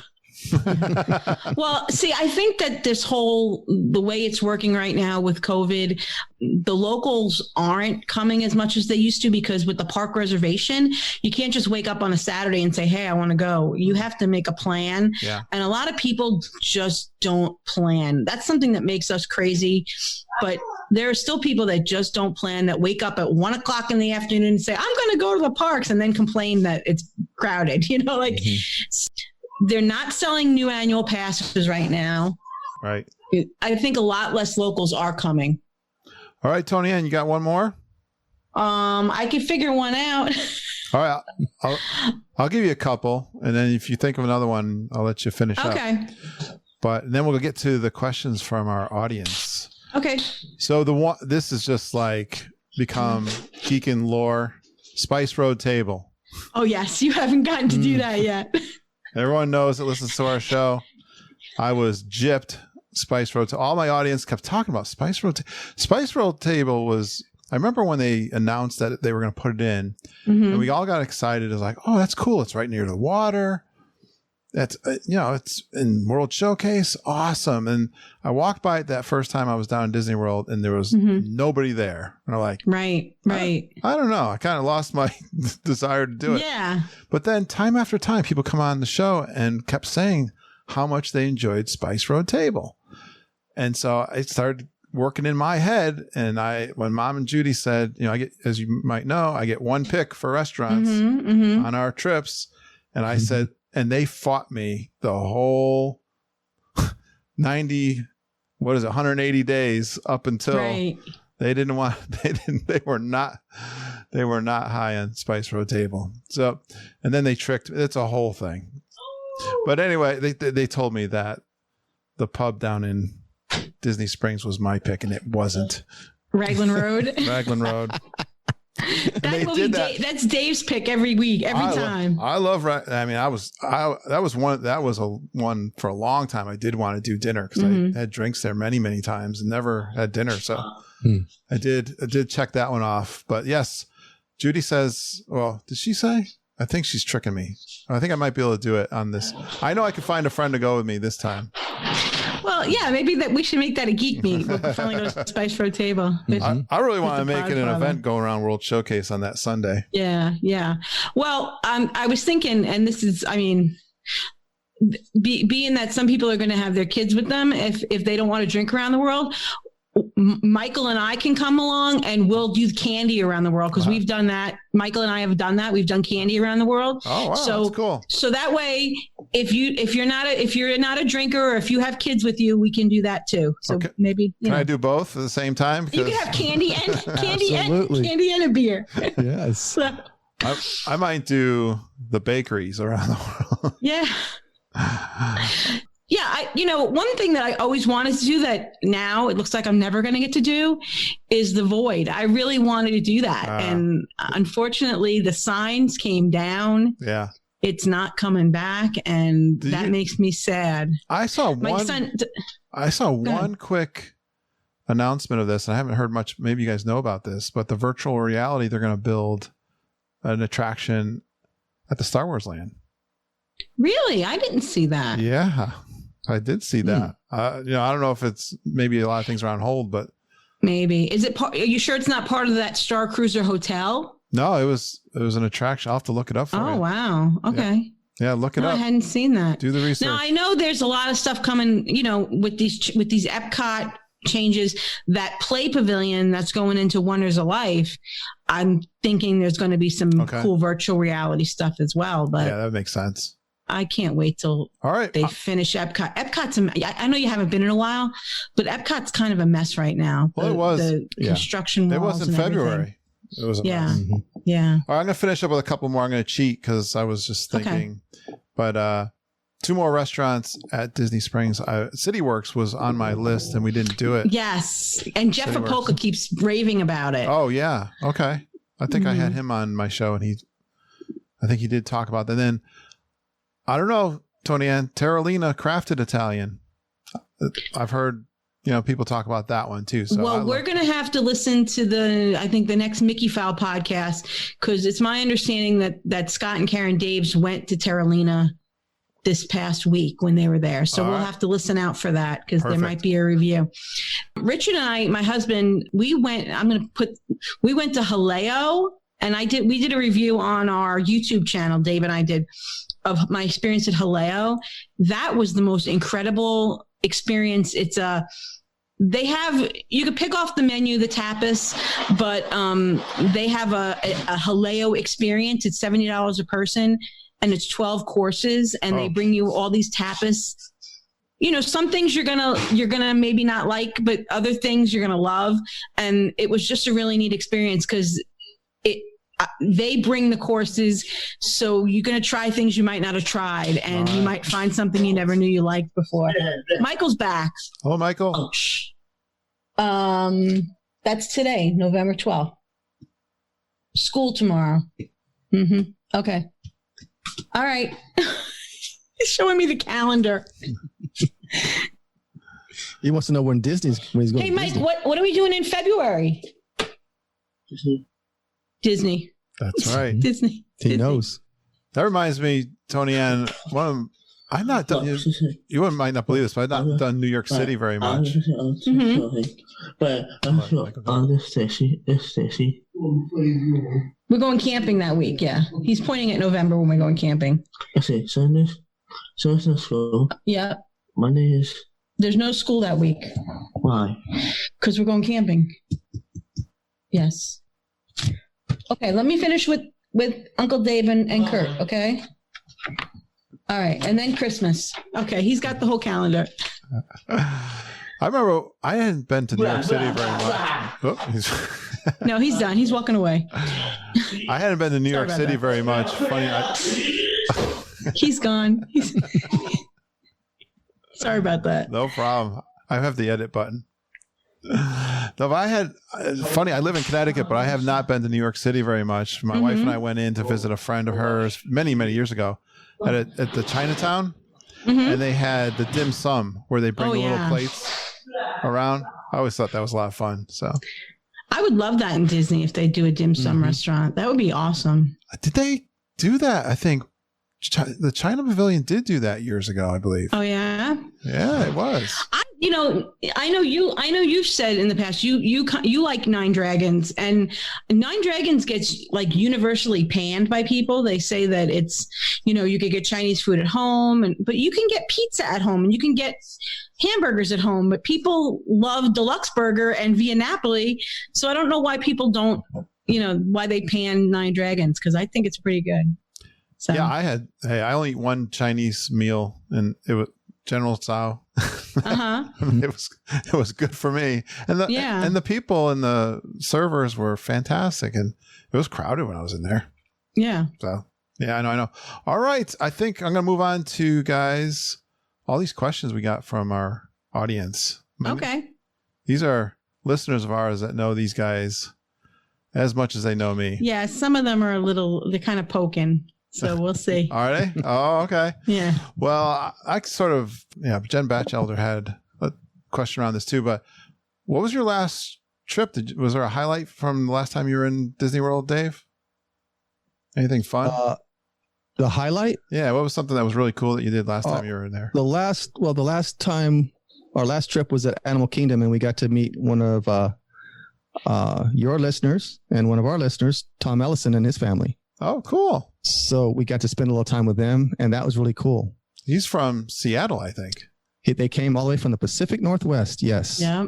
So I've had chats. We're going to have him on our podcast here next week, and we're going to find out if he thinks it was worth coming all the way over from the Pacific Northwest to Disney World for a trip. Awesome. Tell him I said hi. Is it fun? Are you meeting people in the parks? Are you just running into them? Are you making an effort? We knew he was coming. Yeah, we knew that he was coming, so we planned to. We just went over there for the day. We drove over there for just one day. I think they came the Thursday. They were there Thursday, Friday, Saturday, and they were leaving that day. So we got to spend about a half a day with them. So that was really fun. Has anyone walked up to you and said, "Hey, are you Dave Joneward from the Disney Crush podcast?" I don't think I've had anybody do that. Yeah, no. Except for me. I did have one. We were walking. What's that? Except you? We had a good meet up there. Did we surprise each other there that time in Magic Kingdom in February? Yes. We were walking, my wife and I were walking in Animal Kingdom, and we heard someone go, "There's Dave from the Disney Crush." And I'm thinking, why don't they just come and talk to me? Yeah, that is weird. Yeah. And then we had one of our listeners tell us that they were in line. I think it was what was it? They were in Epcot, and they were in line, and there was two girls in front of them, and they were talking about our podcast, and they were going, "Yeah, I think they're married. I think Dave and Toni-Ann are married." No. Well, that's cool. You were right behind them? No, one of the listeners was telling us that she was in line and heard two people in front of her talking about it. So did you turn around and say, no, we're not? It wasn't me, so I couldn't do that. Okay. You made me think of I've had a lot of experiences, but we were in the Toy Story Mania first thing in the morning, I believe it was, walking in there, very first thing. Judy and I were talking. I don't know if Mom was talking to us, and the woman like right in front of us turns around and goes, "Excuse me, but are you Kurt Stone from the Disney Geek Podcast?" And I was like, "Yes, I am." That's crazy. Right in front of me. Yeah. Well, one thing that humbled me and taught me that I better always be on my best behavior is that Scott Daves told me that the way he found our podcast was that he saw me in one of the parks and I was wearing a Disney Crush podcast shirt and he was looking for a new podcast to listen to. And so he wrote it down and he looked us up, but that was how he discovered the Disney Crush, was me wearing a t-shirt. So I'm like, gee, I better be on my best behavior. And when I'm wearing a shirt. I was in Norway looking out towards the water and someone walked by with a Geekin shirt. Isn't that weird? Oh, that's crazy. I was like, that's cool. That is really cool. Oh my gosh. Really cool. So Jen Batchelder asks, what are the recent crowd levels like, guys, at the parks? Well, they are, it's weird because when you walk down Main Street, it doesn't look crowded. It's really not crowded. Yeah. But when you go to the lines, they're all 40, 50, 60 minutes. Yeah. And I think the reason is that there's nothing else to do but ride rides. There's no characters to suck up some of the people. There's no shows or parades to suck up some of the people. Yeah. And the number of restaurants that are open are limited. So everybody that's in the park is in line for a ride. So that's why the lines are long. But we are still seeing this phenomenon of inflated wait times. And I think it's where the line will say it's 60 minutes, but you stand there and maybe it's 30. Yeah. And it's really hard to gauge because the lines all look really long because of the social distancing. The Haunted Mansion line, I don't know if you've gotten reports from people on how it is right now. You walk around down next to the water where the Liberty Bell is. You go all the way down there and back up, and it's like this convoluted, twisted snake. And so it looks like you're going to be in this line for an hour, and really maybe you're in line for 15 minutes, but it just twists and turns. Right. So, and I think it's hard for the cast members to gauge because they have to shut down for cleaning. So with everything, I tell people Disney likes to underpromise and over-deliver. Yeah. So if you wait in line and it says 60 minutes and you only wait 20, you'll be happy. But if it says 20 minutes and you have to wait 60, you'll be mad. Yep. So I think they'd rather give you a higher wait time, post a higher wait time. Very good. Yeah. And Jen, I will also say that I noticed that the shops and the merchandise are very crowded to me, it seemed like, too. That makes sense. Yeah. Like Toni-Ann, you say, you walk down Main Street and there's hardly anybody on Main Street, but then you walk into some of these shops and you're like, wow, there's a lot of people in here. Yeah. And they do. I noticed they are keeping score. They're tracking how many people are coming in. Yeah, they have a clicker at the door, and they're holding you back if there's too many. Yeah. All right, we're going to bounce around. We're going over it. Wendy and Jen asked. Wendy Fox is in the parks right now. She's sending some great. She's like trying to beat me in meeting people in the parks. She's doing great. She is. Yeah. She is learned from me how to meet geeks. I can't wait. I'm going to interview her, I'm sure, when she's back. She says, please ask if going to Disney feels like a vacation, a chance to get away and leave life behind if they live so close. I'll take that because when I first got my annual pass, when I first started this fanaticism that I have, I was doing hospice nursing, and actually I just in the last 2 months started doing hospice nursing again. When I was doing hospice nursing, I guess 15 years ago, people are like, oh, how could you do that? It's so depressing. It's really not. It's very rewarding work, but it does wear on you emotionally after a while.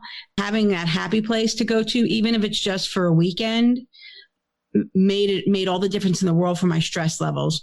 So that was how I really got into Disney crazy, like I am now. So for me, a weekend in having a 3-day weekend in sight every couple weeks really helps me get through the stress of my real life. You guys hear Mike in the background. I love him, but being Mike's mom is not always easy. And yeah, it really, it was wonderful when he was little because it taught him things, how to talk to people, how to ask for things. Even, I know this is going to maybe too much TMI, but even asking to go to the restroom, because at home he just goes. Whereas at Disney, he had to let us know, he had to verbalize his needs. And so Disney for us was, it has a lot of meaning for us. It's done a lot of things for our life. So, but I think once a year we try to do a big trip, and I think Dave is the same way, David Veronica. Once a year we do try to do a longer trip. This year it's going to be our trip in February to see you guys. So that's what, Yeah, I did interview someone recently who was a native Floridian, and she's like, I lived right there. I did. Yeah. She did high school things there, but they did everything day trips. So they never really got a chance to experience the resorts or the restaurants, really, the sit down restaurants. Like, yeah, it's too bad because that's a big part of the fun. It absolutely is. All right, let's go. We'll move on to Daniel Ginger. Chance that Disney World would close its doors again due to the rise of COVID. Now, these questions, we had these when we were doing our travel agents. That's all speculation. I don't know. None of us know what's going to happen in the future. But what do you guys? You have a sense? What do you think, Dave? What do you think the climate is? I don't. I want to say I don't think they will, but then it's speculation, like you said, Kurt. You just don't know. There is a possibility if we have a big spike that they've done it over in Hong Kong or Tokyo. Didn't they close it down again over there, Toni-Ann? Tokyo, I think they did. Yeah. Yeah. So I mean, there's a possibility. Paris closed again too. Yeah. So there's always that possibility. Absolutely. Never say never. That's right. Tom, go ahead. Back in February, I was telling people on Facebook, people were like, "Oh, is it going to close?" And I was like, "No, it's not going to close. It's not going to." I had none of us knew what was coming. I was thinking about this today. We still don't know what's coming. I mean, I'm 50. I'm in my late 50s, getting there, and nothing like this has ever happened in my whole lifetime. No. We've never experienced this before. It was 100 years ago. Right. And just think, California. There's rumor that they may not open until the summer. Next summer. That's wow. All right, Tom Ellison. Were we just talking about him? Yeah, we were. Yes, we were. He says, I don't know what this is. A deep dive into their connection to Hanover Pist. Is that how you say it? Fist. Pist? Hanover Fist. Hanover Fist. Oh, he spelled it wrong. No, that's how it's spelled. Oh, really? Yes, that's how it's spelled. I'll take this one. I'll take this one. Go ahead, Dave. You take this one. He's your close personal friend. Well, not so much, but not that close. But I have had quite a few conversations with him. We used to talk about a Disney, and there's a little guy in the back room twirling his hands, trying to monetize things, trying to make money for Disney. And there's got to be a little guy back there somewhere making all these decisions on how to get more money out of us, squeeze more money out of us. My brother came to visit us from California, and he knows people. He's been in the movie business, and he knows some people. We started talking about this character that we talk about on the show all the time. And he goes, well, let me talk to a few people. Let my people see what I can do for you. So he found this guy, Hanover Fist, and he made some phone calls, and we got him on the show a couple of times. We had to get the lawyers involved. We had to sign some documents, Tom. And so every now and then we get to talk to Hanover, and we haven't talked to Hanover in quite a while. No, it's been a while. And it's so funny that I just talked to him today. Wow. And he's been really busy because of all this pandemic stuff. Right. But, So Kurt, Hanover Fist. So Hanover Fist. Oh, gotcha. He's the person who decides to raise parking $5, who decides to put out all the sippy cups so that you have to buy a new one next year because they changed the color from green to blue. So now you need the new sippy cup. He's the one who invented the hole whip. I don't know if you've ever gotten a citrus swirl or a Dole whip with a hole in the middle. Like they awesome. Put them in the cup so they're hollow on the inside. I was wondering who invented that. Yes, that was him. He realized that they can make more money by not giving you a full cup of ice cream. Gotcha. See, that was Hanover. Awesome. Good job. Great question, Tom. Yes. All right, Rob Madiri. I don't know. He just said awesome. I guess because you guys were coming on. Oh, okay. He says, have Dave do a ping. I guess is that. I don't know what that is. Also ask Dave what his favorite snack is and why it's Tasty Cakes. What's a ping? Well, Rob, it's not a ping. It's a bing. So we need to get Kurt to do it. It's a pew, pew, pew, pew 4 times pew, pew, and a pew, bing. pew. Yeah. Pew, pew, pew, pew. Bing. It's a sound effect because we don't have the roadcaster that you have. Yes, we don't have that fancy equipment. Dave has to improvise. Has to make noises with his mouth, and that's. You're such a show off, I swear. Yeah, Tasty Cakes are no good. No, not so much. Yeah. I'm not a real sweet guy. Do you have a favorite snack in the park for Rob? Anything that's protein, anything with meat. Yeah, Dave is strange. He does not like bread. He does not like sweets. Turkey legs? Oh, no, I won't do a turkey leg. I'm sorry. That's pushing it. That's an ostrich leg, by the way. Bacon on a stick? Yeah. I'll do bacon on a stick. There you go. Yeah. He's not a sweet eater, and that's the guy. They tease him about that. So Rob sends Michael Tasty Cakes on occasion because they got to be good, close personal friends at G3 and sent Michael home with a whole box of Tasty Cakes. He's actually sent me some, and I don't think I've had any of them. So your kids have. Yeah. So thank you, Rob. Rob, I don't know if you know this, but I love Tasty Cakes too. Just saying. Send Kurt some Tasty Cakes. I might have some left, Kurt. I'll send you. Rob, don't send me Tasty Cakes. You do enough. Yeah, he lost weight. Don't give. That's right. Yeah. Yes, not especially not right now. All right, Glenn Kessler asks, who's smarter, Glenn Kessler or Ben Chesler? Do you know who Ben Chesler is? I think I do. We play Mouse Quiz on Friday nights at 9:00. If you don't play Mouse Quiz, you're missing out on a lot of fun. Chad Pennycuff, our friend over at My DBC Points, started this pub style quiz game during the closure. It has been a source of camaraderie and rivalry for Disney fans and Disney podcasts and Disney groups. There are teams, so you could join the Geekin' team, or you could join the Crush, you could join the Monorail Tales team, or the Welcome Homies.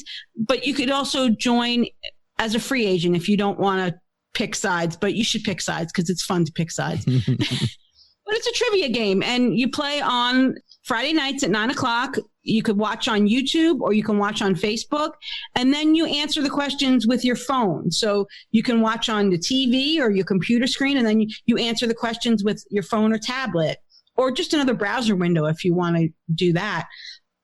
But it's been a lot of fun for us. We had fun during the pandemic when the parks were closed, and Glenn Kessler and I have built up a friendly rivalry because Glenn represents the Geekin' on Walt Disney World team, and there is a Disney Crush team that I represent, and we have a lot of fun.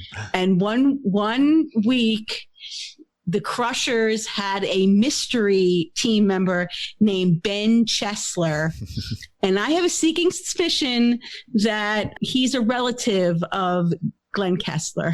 I think, yeah, they look alike. They're like his evil twin or something. Yes. Well, I'm glad you got the evil one because I love mine. I love my version. Yes. Oh my gosh, Glenn has been so influential to our show. He just came up with this idea to have Mom and Judy come on and do a segment, and it's a great segment. They're killing it. They really do. They do a great job every week. Yeah. They seem to be enjoying it and doing a great job. Mom's kind of an introvert. She's a big time introvert. So, but they have so much knowledge. Mama and Judy, I know you have the podcast and you talk to people every week, but Mama and Judy, The technical. They have the brains. They have the knowledge of the Disney knowledge of the minutia of trip planning. Well, you do it every day. I think you go along and have fun. Yeah, Margita's really good on the show. Margita's really good when she plays trivia. She hasn't played in a while. I know. It's a good thing. She reads a lot. She reads really fast. Mm-hmm. And she has always been good at all kinds of trivia, just all kinds of. Yeah. So I'm not surprised. She's doing awesome there. Thanks. All right. And Auntie Judy is another sensei. I mean, she knows. She's been going since the park's open. So exactly. Yeah. And they do it day in and day out. Absolutely. With the travel agent stuff. All right. Glenn also says, I feel like Dave and Toni-Ann are good at noticing areas where Disney could improve. How about a couple suggestions for Scott Day's BFF, Josh Damar? There's a joke there because ways to improve our happy place. Because Scott bumped into Jeff DeMauro at Disney Springs, and they took a Is that what I said? Josh? You said Jeff. Yeah. Oh, sorry, Josh DeMauro at Disney Springs, and they took a selfie together. So now we're teasing him that he's close personal friends. But yeah, she was wanting to say jeans. That's why she messed up Josh. She wanted to say jeans because he's always wearing tight jeans. How about one thing from each of you? What could they improve on? That Disney can improve on? Yeah, I think they need to bring the trams back to the parking lots. This is a bone of contention for us, especially locals and people that drive, especially Magic Kingdom. There's no tram service right now. And I don't really get it because I guess it's a matter of staffing because it can't be the social distancing thing because if you can ride on Pirates and they clean the ride after you get off, you can ride on the tram and they can clean, probably Hanover Fist had something to do with that. Exactly. I know when I rode the Safari, the most recent time I rode the Safari, they were filling every row. They have like it's not plexiglass, it's like a canvas tarp with like a clear window out of I guess it's some kind of plastic vinyl, clear vinyl. Yeah. So every row is being filled with partitions. They can do it with the tram if they wanted to. Yeah. There's another reason. I think it's money. Yeah, we just have not figured out. So that walk, especially Magic Kingdom, back to your car is a lot. And my mom is 87 and we did a day trip to Magic Kingdom a few weeks ago. Oh yeah. And it was a lot walking back to Peter Pan parking section with her. All right. For me, open the trams. Dave, what can they improve? Well, I'm going to take a little bit a different angle here. I think this pandemic has made a lot of things. They've changed a lot of things like bag check.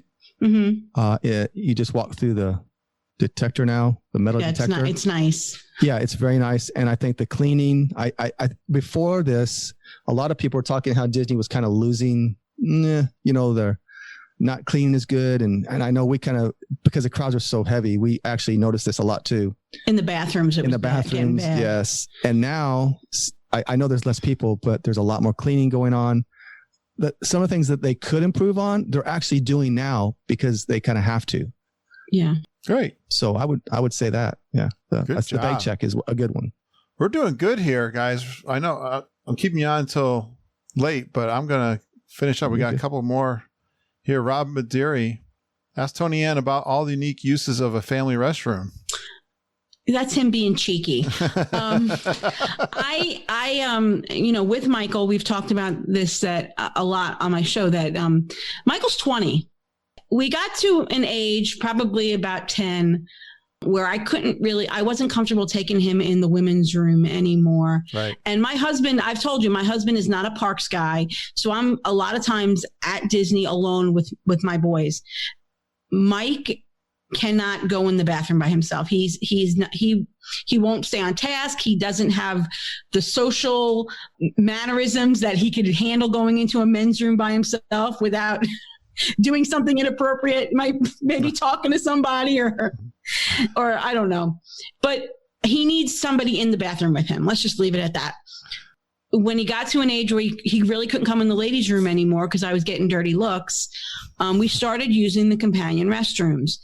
And they are companion restrooms. They're not handicap restrooms, but they're also not called family restrooms. It's kind of like a catch-all. Disney made it so that families can use them or handicapped people can use them.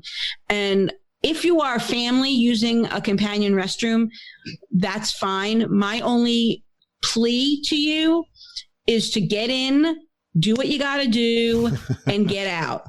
Because a lot of that same people, thing at all the restaurants. Well, that's true. But if there's only 5 of those bathrooms, 5 stalls in the whole park, and you're in there changing into your Halloween costume, which is something I've experienced, and my kid's outside doing the pee-pee dance because he doesn't tell me he's got to go until the last minute. Right. Yeah. It's a problem. It's a problem. Yeah. But it's also become a joke with our listeners because there were times where I'd be waiting outside for what felt like an eternity and a couple would come out. Yeah. And so that's become like a joke that, you know. Well, Scott Daves asked, what's the best companion restaurants on property? Where are they? I don't even know. I can't think of where these are. I'm really impressed that Disney has built more companion restrooms as they've built new things. Yeah. So there's a companion restroom on the boardwalk in Abracadabra, between Abracadabra and Trattoria. Yeah. There's a companion restroom in the Poly across from Ohana. So there are companion restrooms outside of the parks, which I'm really happy to see. Yeah. The Skyliner stations have them. Any new bathrooms that they build are getting them, and I'm so happy about that. So yeah. All right. Yeah, the one in Morocco is cool. Not a lot of people know that, and it's humongous. So. Everybody loves potty humor.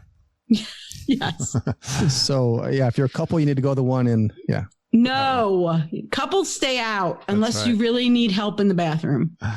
Well, Deirdre Watts came in late into the chat, and she says, if it's not too late, I want to know about Dave's phrase, 2 tempests in a teacup. It always makes me laugh, and I'm curious how it came about. Well, the opening of our show, we changed it up quite a bit. Yeah. And sometimes we do use the 2 tempests in a teacup. And I actually didn't come up with that phrase. My brother Steve came up with that. And I think he just listened to our show, and he was around for a while here and watched the process of how we do the podcast. And he actually came on the podcast a couple of times. Yeah.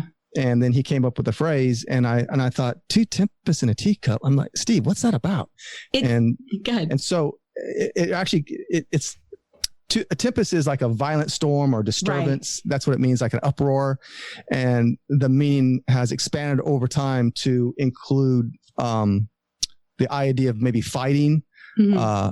And the tempest in a teacup is basically like a spirited or passionate fight over something that's fairly trivial, like Disney World. Yes, like Mickey and Minnie's Railroad. Right. We get very passionate over something that maybe people might think is trivial. Right. And we do it all the time on the podcast. And so that's how that came about. Yeah. 2 tempests in a teapot. Yeah. Teacup. Yeah. He says there's 2 versions of that saying. Teapot is one of them and teacup, but both are used. Right. And he uses teacup. Yes. Yes. Excellent job. All right. Andy Hoffman, as locals or semi-locals, what are some of your favorite things to do outside the parks in the Orlando area? Great question. Well, when I go to Orlando, I go to Disney, really. Yeah. I went to SeaWorld a couple of years ago. We did because we get blocked out in the summer. We have the silver passes. We get blocked out in the summer. And we went to SeaWorld, and we were like, I don't ever need to do that again. Mm-hmm. I don't ever need, but we do every summer go. Dave, you want to talk about where we do go? Yeah, we go to Bonnet Creek. We stay there, the 2 families, and they have like 5 pools, I believe. And we don't leave the resort. Oh, okay. We may go to Disney Springs. And that's kind of what I would go. If we do anything, it's going to be Disney Springs, or we might do the monorail without going in the parks or something like that. No, we basically just go to a resort and just stay put and have a blast. Every summer. Yeah. Wyndham Bonnet Creek.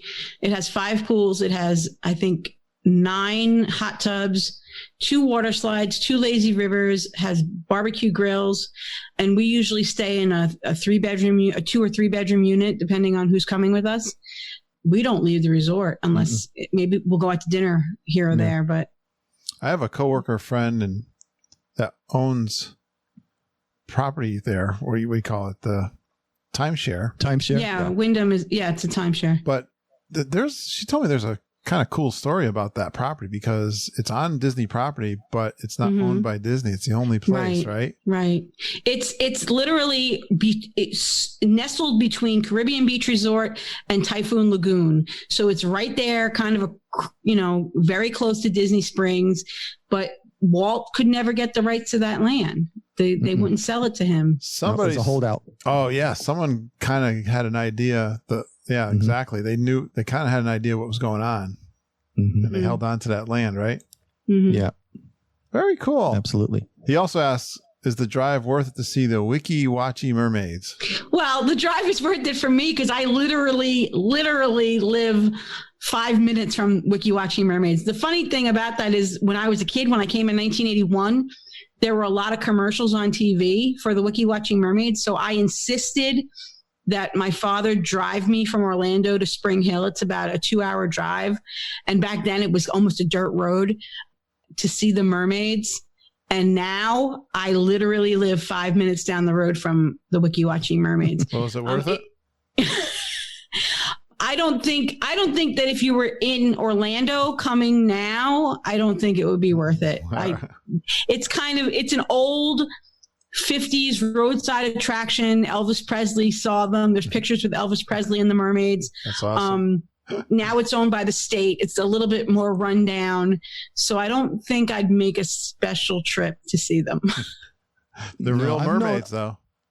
I've known the family for close to 20 years. And we frequent Spring Hill all the time, and I've never been there. So if that tells you anything. You never took Olivia when she was little? No. Oh, okay. No. You're not a good dad. She asked, but I'm like, no, we're not going there. No.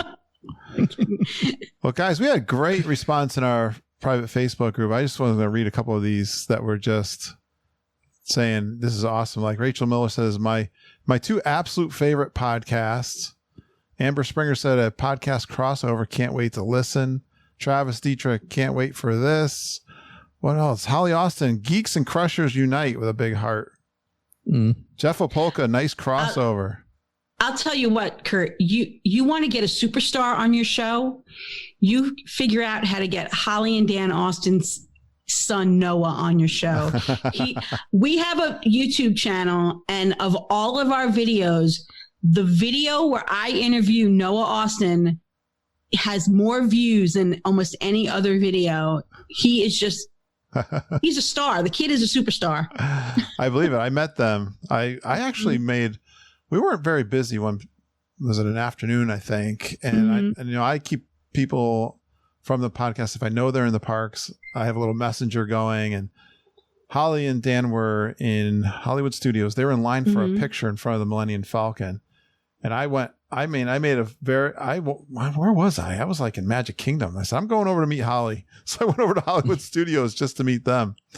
But they have 3 kids, young kids, very active. Like the kids in line that are just like bouncing off the walls. And so I've got a pretty good idea of his personality from that meetup. But that's great. We got great kids in the group. Well, you guys are great kids. Thanks for coming on the show.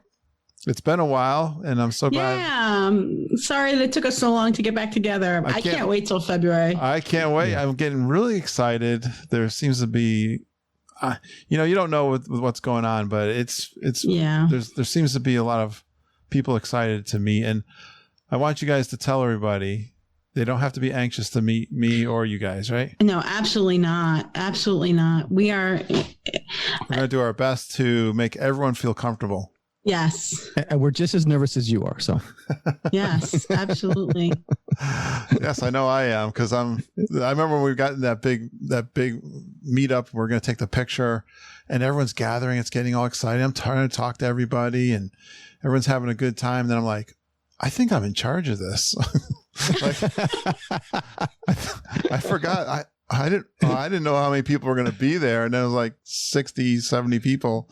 Yeah. And I'm thinking, all right, I thought a cast member could take our picture, but no one's around. And nope.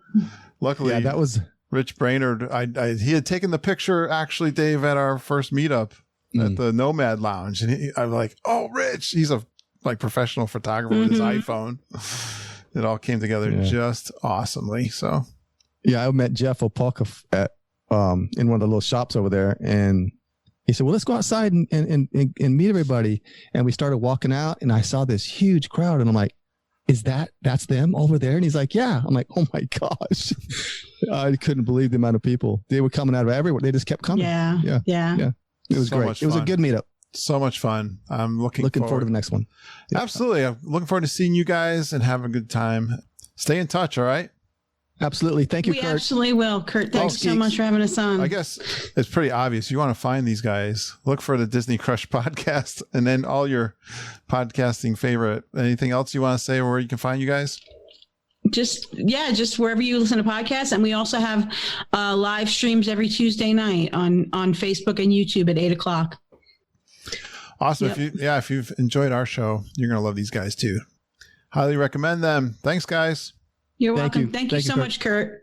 Please stand clear of the doors. Por favor, manténganse alejado de las puertas.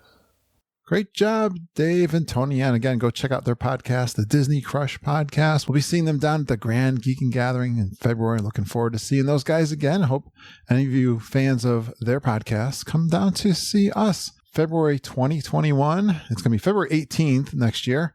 19th, 20th, 21st is that big weekend. We'll be down doing our Grand Geeking Gathering. I can't wait to see all of you guys down there. It's going to be pretty soon. You know, the holidays will be over, the new year will be over, and then we'll get into our big family reunion. A couple shout outs. I want to do a shout out for a couple birthdays. Holly Austin and Amy Beckner, who are awesome super geeks of the podcast. It was kind of fun. Holly's husband, Dan, sent a bunch of us a message in Facebook Messenger to wish Holly a happy birthday for Saturday. And he wanted to surprise her. She's a big fan of the podcast and knows lots of the people from the show. Met a lot of people, I'm sure, in the parks. So happy birthday, Holly. And then we found out Amy Beckner, she's a super geek too. And she was having a birthday same day. So thanks for letting us know about your birthdays. And we wish you a big birthday celebration. I hope all your dreams come true. I hope it was a magical day for you too, Holly and Amy. As always, lots of activity in the private Facebook group. Please come and join us. You look for the Geekin' Podcast Family private Facebook group, and we'd love to have you there. Well, we had a little bit of a family tragedy this week. Mom and I, we lost one of our doggies. Yes, my first doggie as an adult, really. I told the story how Mom and I fought about getting a dog. It's a whole story. I tell it a little bit in my Patreon private podcast. If you're a Patreon member, you'll hear that coming up real soon. But yeah, Sadie was a yellow lab, cutest. Boy, she was a beautiful dog. But she was having trouble with her back, especially a disc, and her legs were starting to give her a hard time. This past Friday, they said that she did have some cancer, and to our surprise, on a Monday last week, she couldn't get off the floor. And she was pretty much paralyzed all week and going through some pain, and made the decision that was going to be, the last day, go over to the Rainbow Bridge for our girl, Sadie. So Mom and I are really sad. It's really quiet. She's been one of those dogs you hear on my podcast barking. Now, we've had 3, and we lost 2 over the last year, partially to cancer. And my Luke is left. My black lab Luke is still here. So if you hear any dog barking, it's because Luke is still with us, but he's not doing all that well either. So I know you guys support us as a family, and I really appreciate it. When you post something about your animals, everybody joins in on that post. I'm not looking at it right now, but it was definitely over 270 responses, probably more at this point. And then I posted in my private Facebook group. There was a new kind of feature there too, where I asked people to post their animal pictures too, and that was, it's just so popular. It's so amazing. I know you guys understand and probably have been through it yourselves. So thank you so much for all your love and support from the Geekin' family. Mom and I really appreciate you guys. And again, thank you so much. And yeah, it's going to be a little bit quieter around here. And thanks for supporting us on some of the things that we do, like the patreon.com. Helps me with the costs to produce the podcast, and I really appreciate you guys. I had a couple of people join this past week. So thank you again so much. I am putting out some coffee walks. I walk around the neighborhood talking about things that are going on in the podcast, the inner circle, I call that recording. So if you'd like to get access to those recordings, some of them are live recordings in the parks, go out to patreon.com/geekinonwdw. Support us on a weekly basis. I really appreciate it. Some are giving $5, $10. I got some giving $20 a month. So I really appreciate you guys. Thank you so much for doing that. And thanks for the great intro from Glenn and Jeff Kessler, Luke and Rob Madiri, Annika and Stacy Zito. That was a recording from about a year ago when you can get together. We have a lot of our geeks, they get together without me.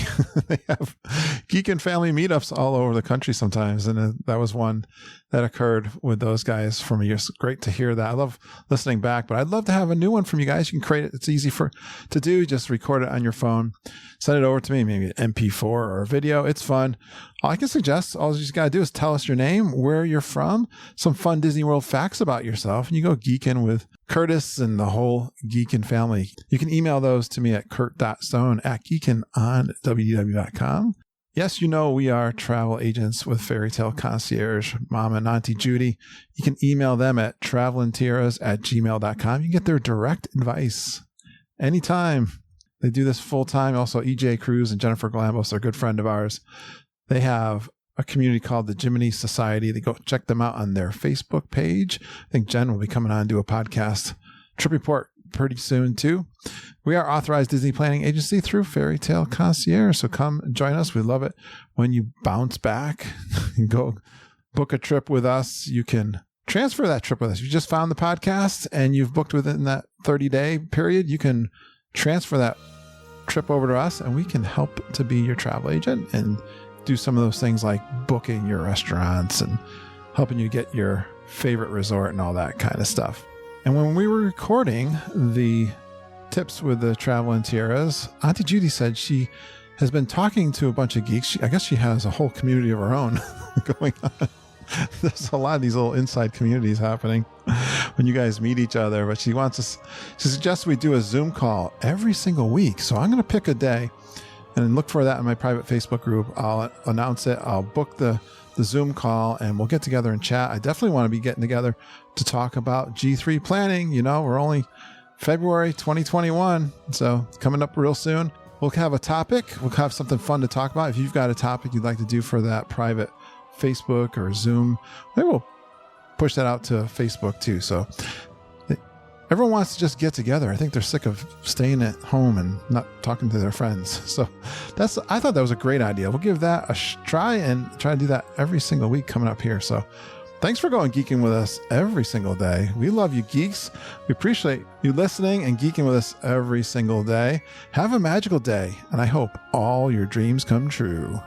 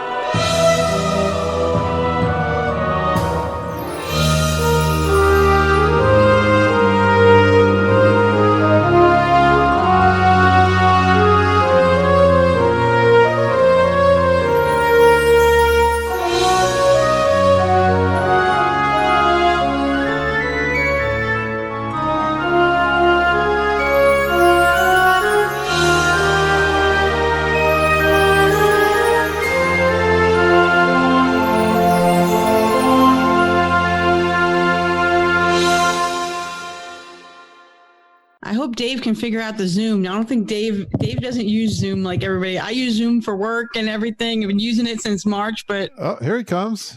Oh, he's coming. All right. Maybe Veronica helped him. He got help. It's actually a lot easier, I think. You just kind of click on the link. There he is. There he is. Kurt, you've been recording using Zoom now? Because we've been having a lot of trouble with Skype. Every week we're fighting with the Skype. Are you? Yeah, I really didn't have a lot of problem with Skype. The reason I switched to Zoom, mostly, well, a couple of reasons. First of all, I had the Patreon money to pay for it. But then I wanted to use it for meetings. Right. And I had occasionally meetings. But then I like the fact that I could just send someone a link and they click on it. They don't have to have anything installed like Skype. Skype, the really biggest problem with Skype was it always wanted to install a new client, or I never really had a lot of huge problems with Skype. People seem to get it, but yeah. So for a few of those reasons, I switched to Zoom. Okay, I'm having my speakers are doing something. You're coming out of my computer instead of my headphones. All right. Let me see. Hi, Dave. Oh, he's still connecting to audio. There. Oh. Dave, he's not connected. He hasn't accepted to connect the audio. Are you there, Dave? No, he's not there. You've got to connect with audio, Dave. He's trying to get. Oh, there he is. Hello. There he Good. is. There you go. All right. I'm still working on my sound preferences because Kurt's coming out of my computer instead of my headphones. Yeah, this is my first time on Zoom. Yeah. Toni-Ann was just saying that. So I don't know what I'm doing. I'm used to StreamYards, though. It's all right. Welcome to Zoom. This is all new, exciting. It's what all the cool kids are doing. Is that right? Well, you might change me. Yeah.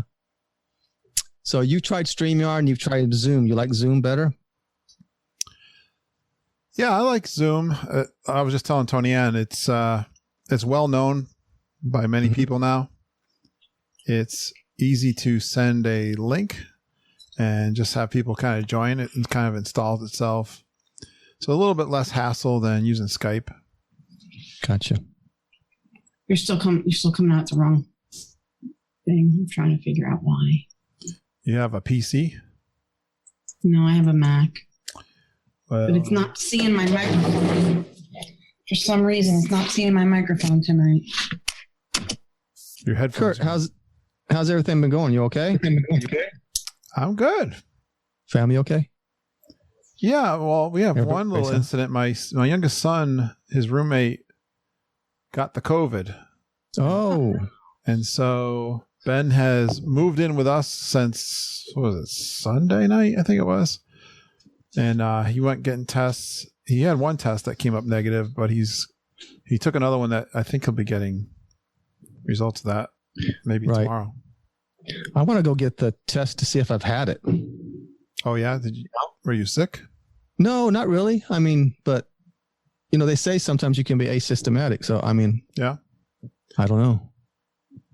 Okay, testing this. I'm testing this. I'm testing. Okay.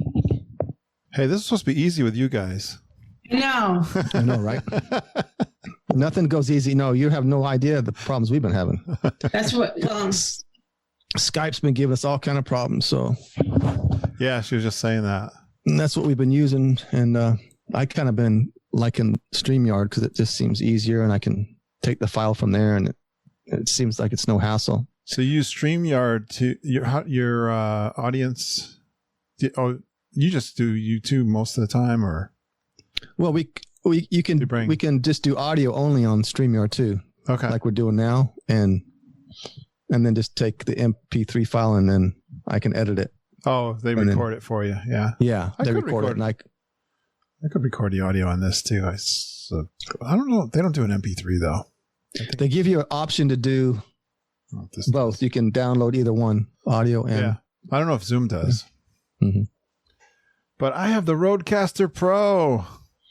I know. I heard. You liking it? I do like it. Yeah. I'm going to go out and come back in. Okay. I got to let her back in.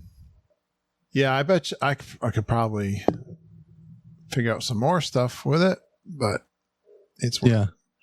I've seen some reviews on it. It seems like it's pretty simple to use and very user-friendly. Yeah. Yeah, for the most part. I could tweak a few things. I haven't And really... you can put some stuff on there like...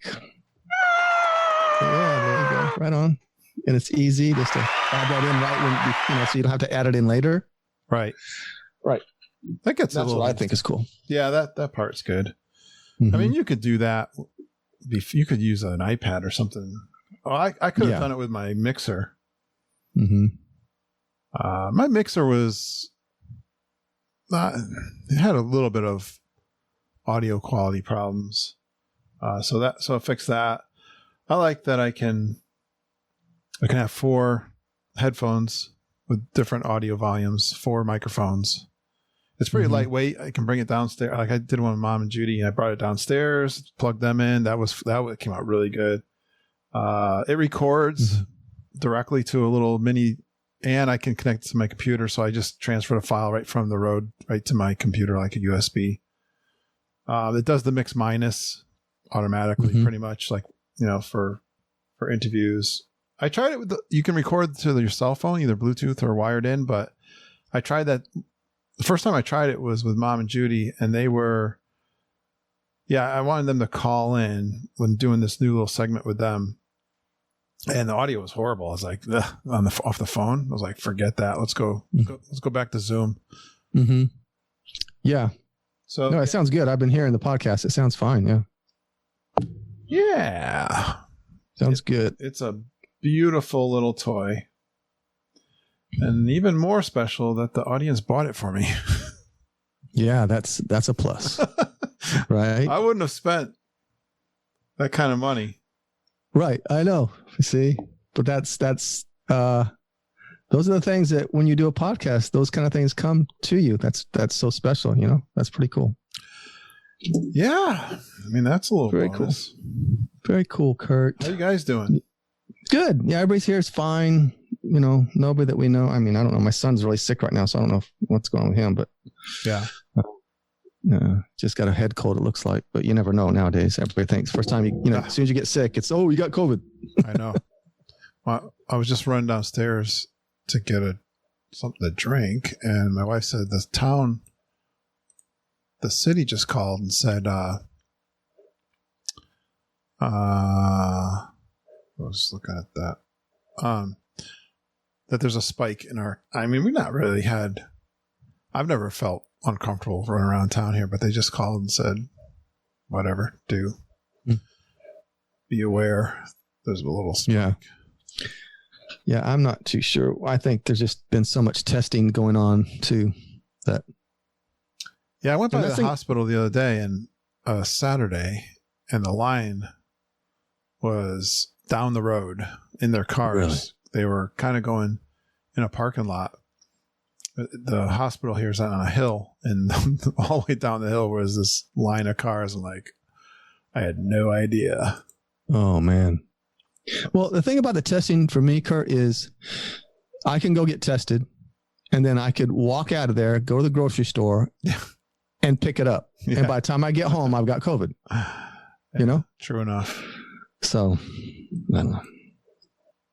She's still connected. Well, I think one of the questions tonight was, do you think they'll close? I think Danielle Ginger. That's Dan said something. We think that they might close it again. Disney World. It's possible. I see what I did wrong. Now I did it again. Hey, stop doing that, kid. I know what I did wrong this time. If it'll let me do it.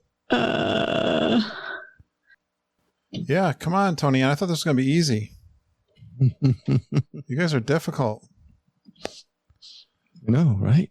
Let's see. I'm like, this is going to be a piece of cake. These guys know what's going on. Yeah, right, Kurt. No way, huh? Let's see. Yeah.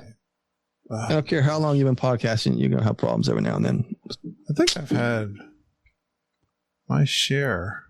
Yeah, most people do. All right, it's working now. Sorry about that, guys.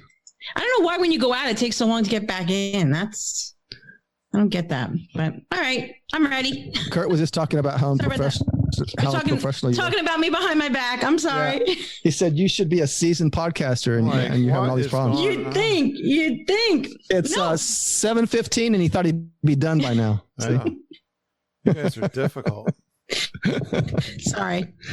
Well, it's my daughter's birthday. It's my daughter's birthday today, so I'm missing my daughter's birthday. Oh, we could have done it a different night.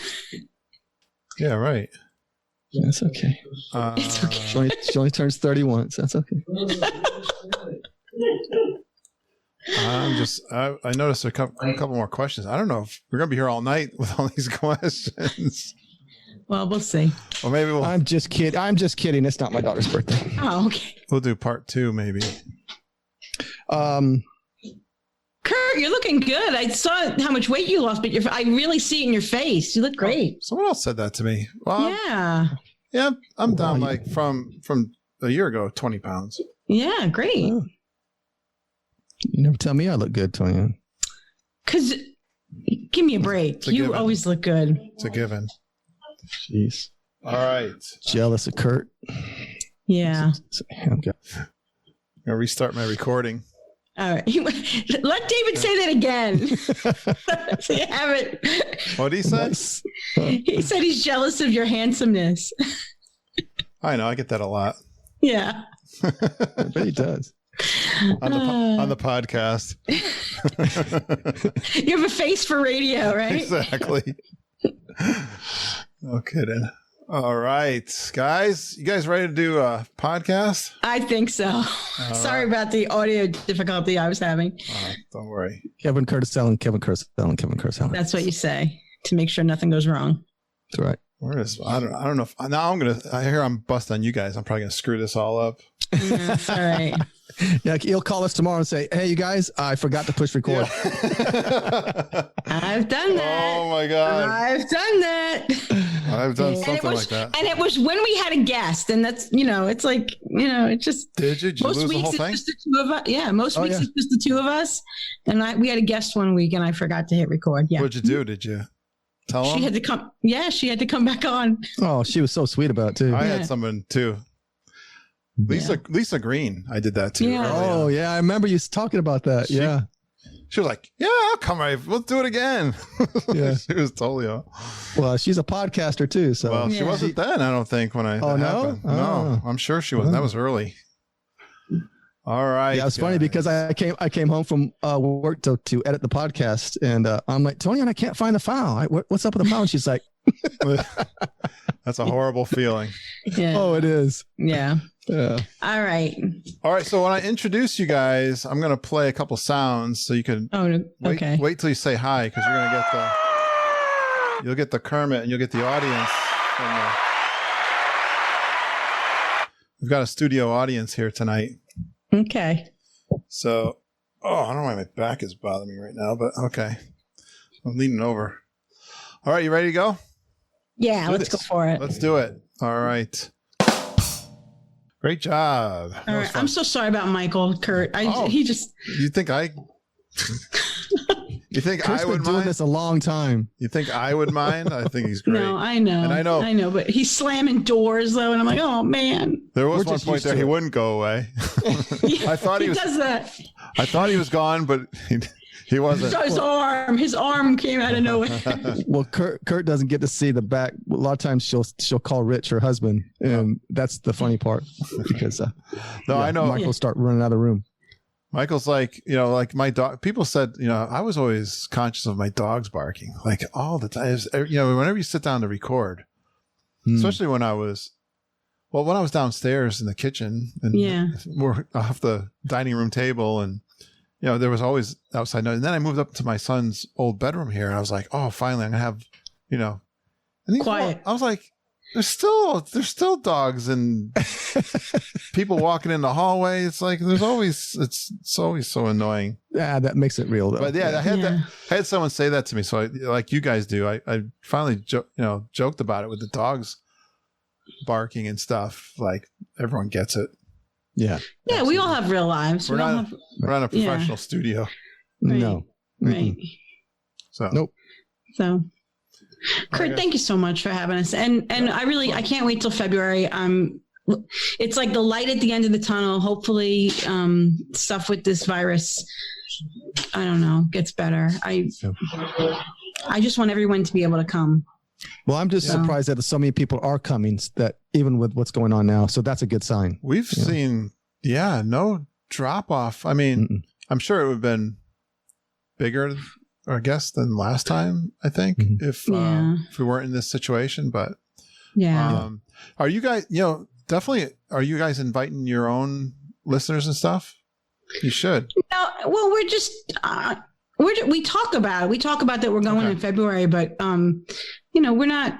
No, this is your show. This is your stuff. No, I mean, I would. It's a lot of the same. Kurt, we have a lot of the same people. Well, true enough. But I would say definitely, feel free to invite your own. Yeah. But but if I see Kevin Curtis Allen wearing a Disney Crush T-shirt, he will.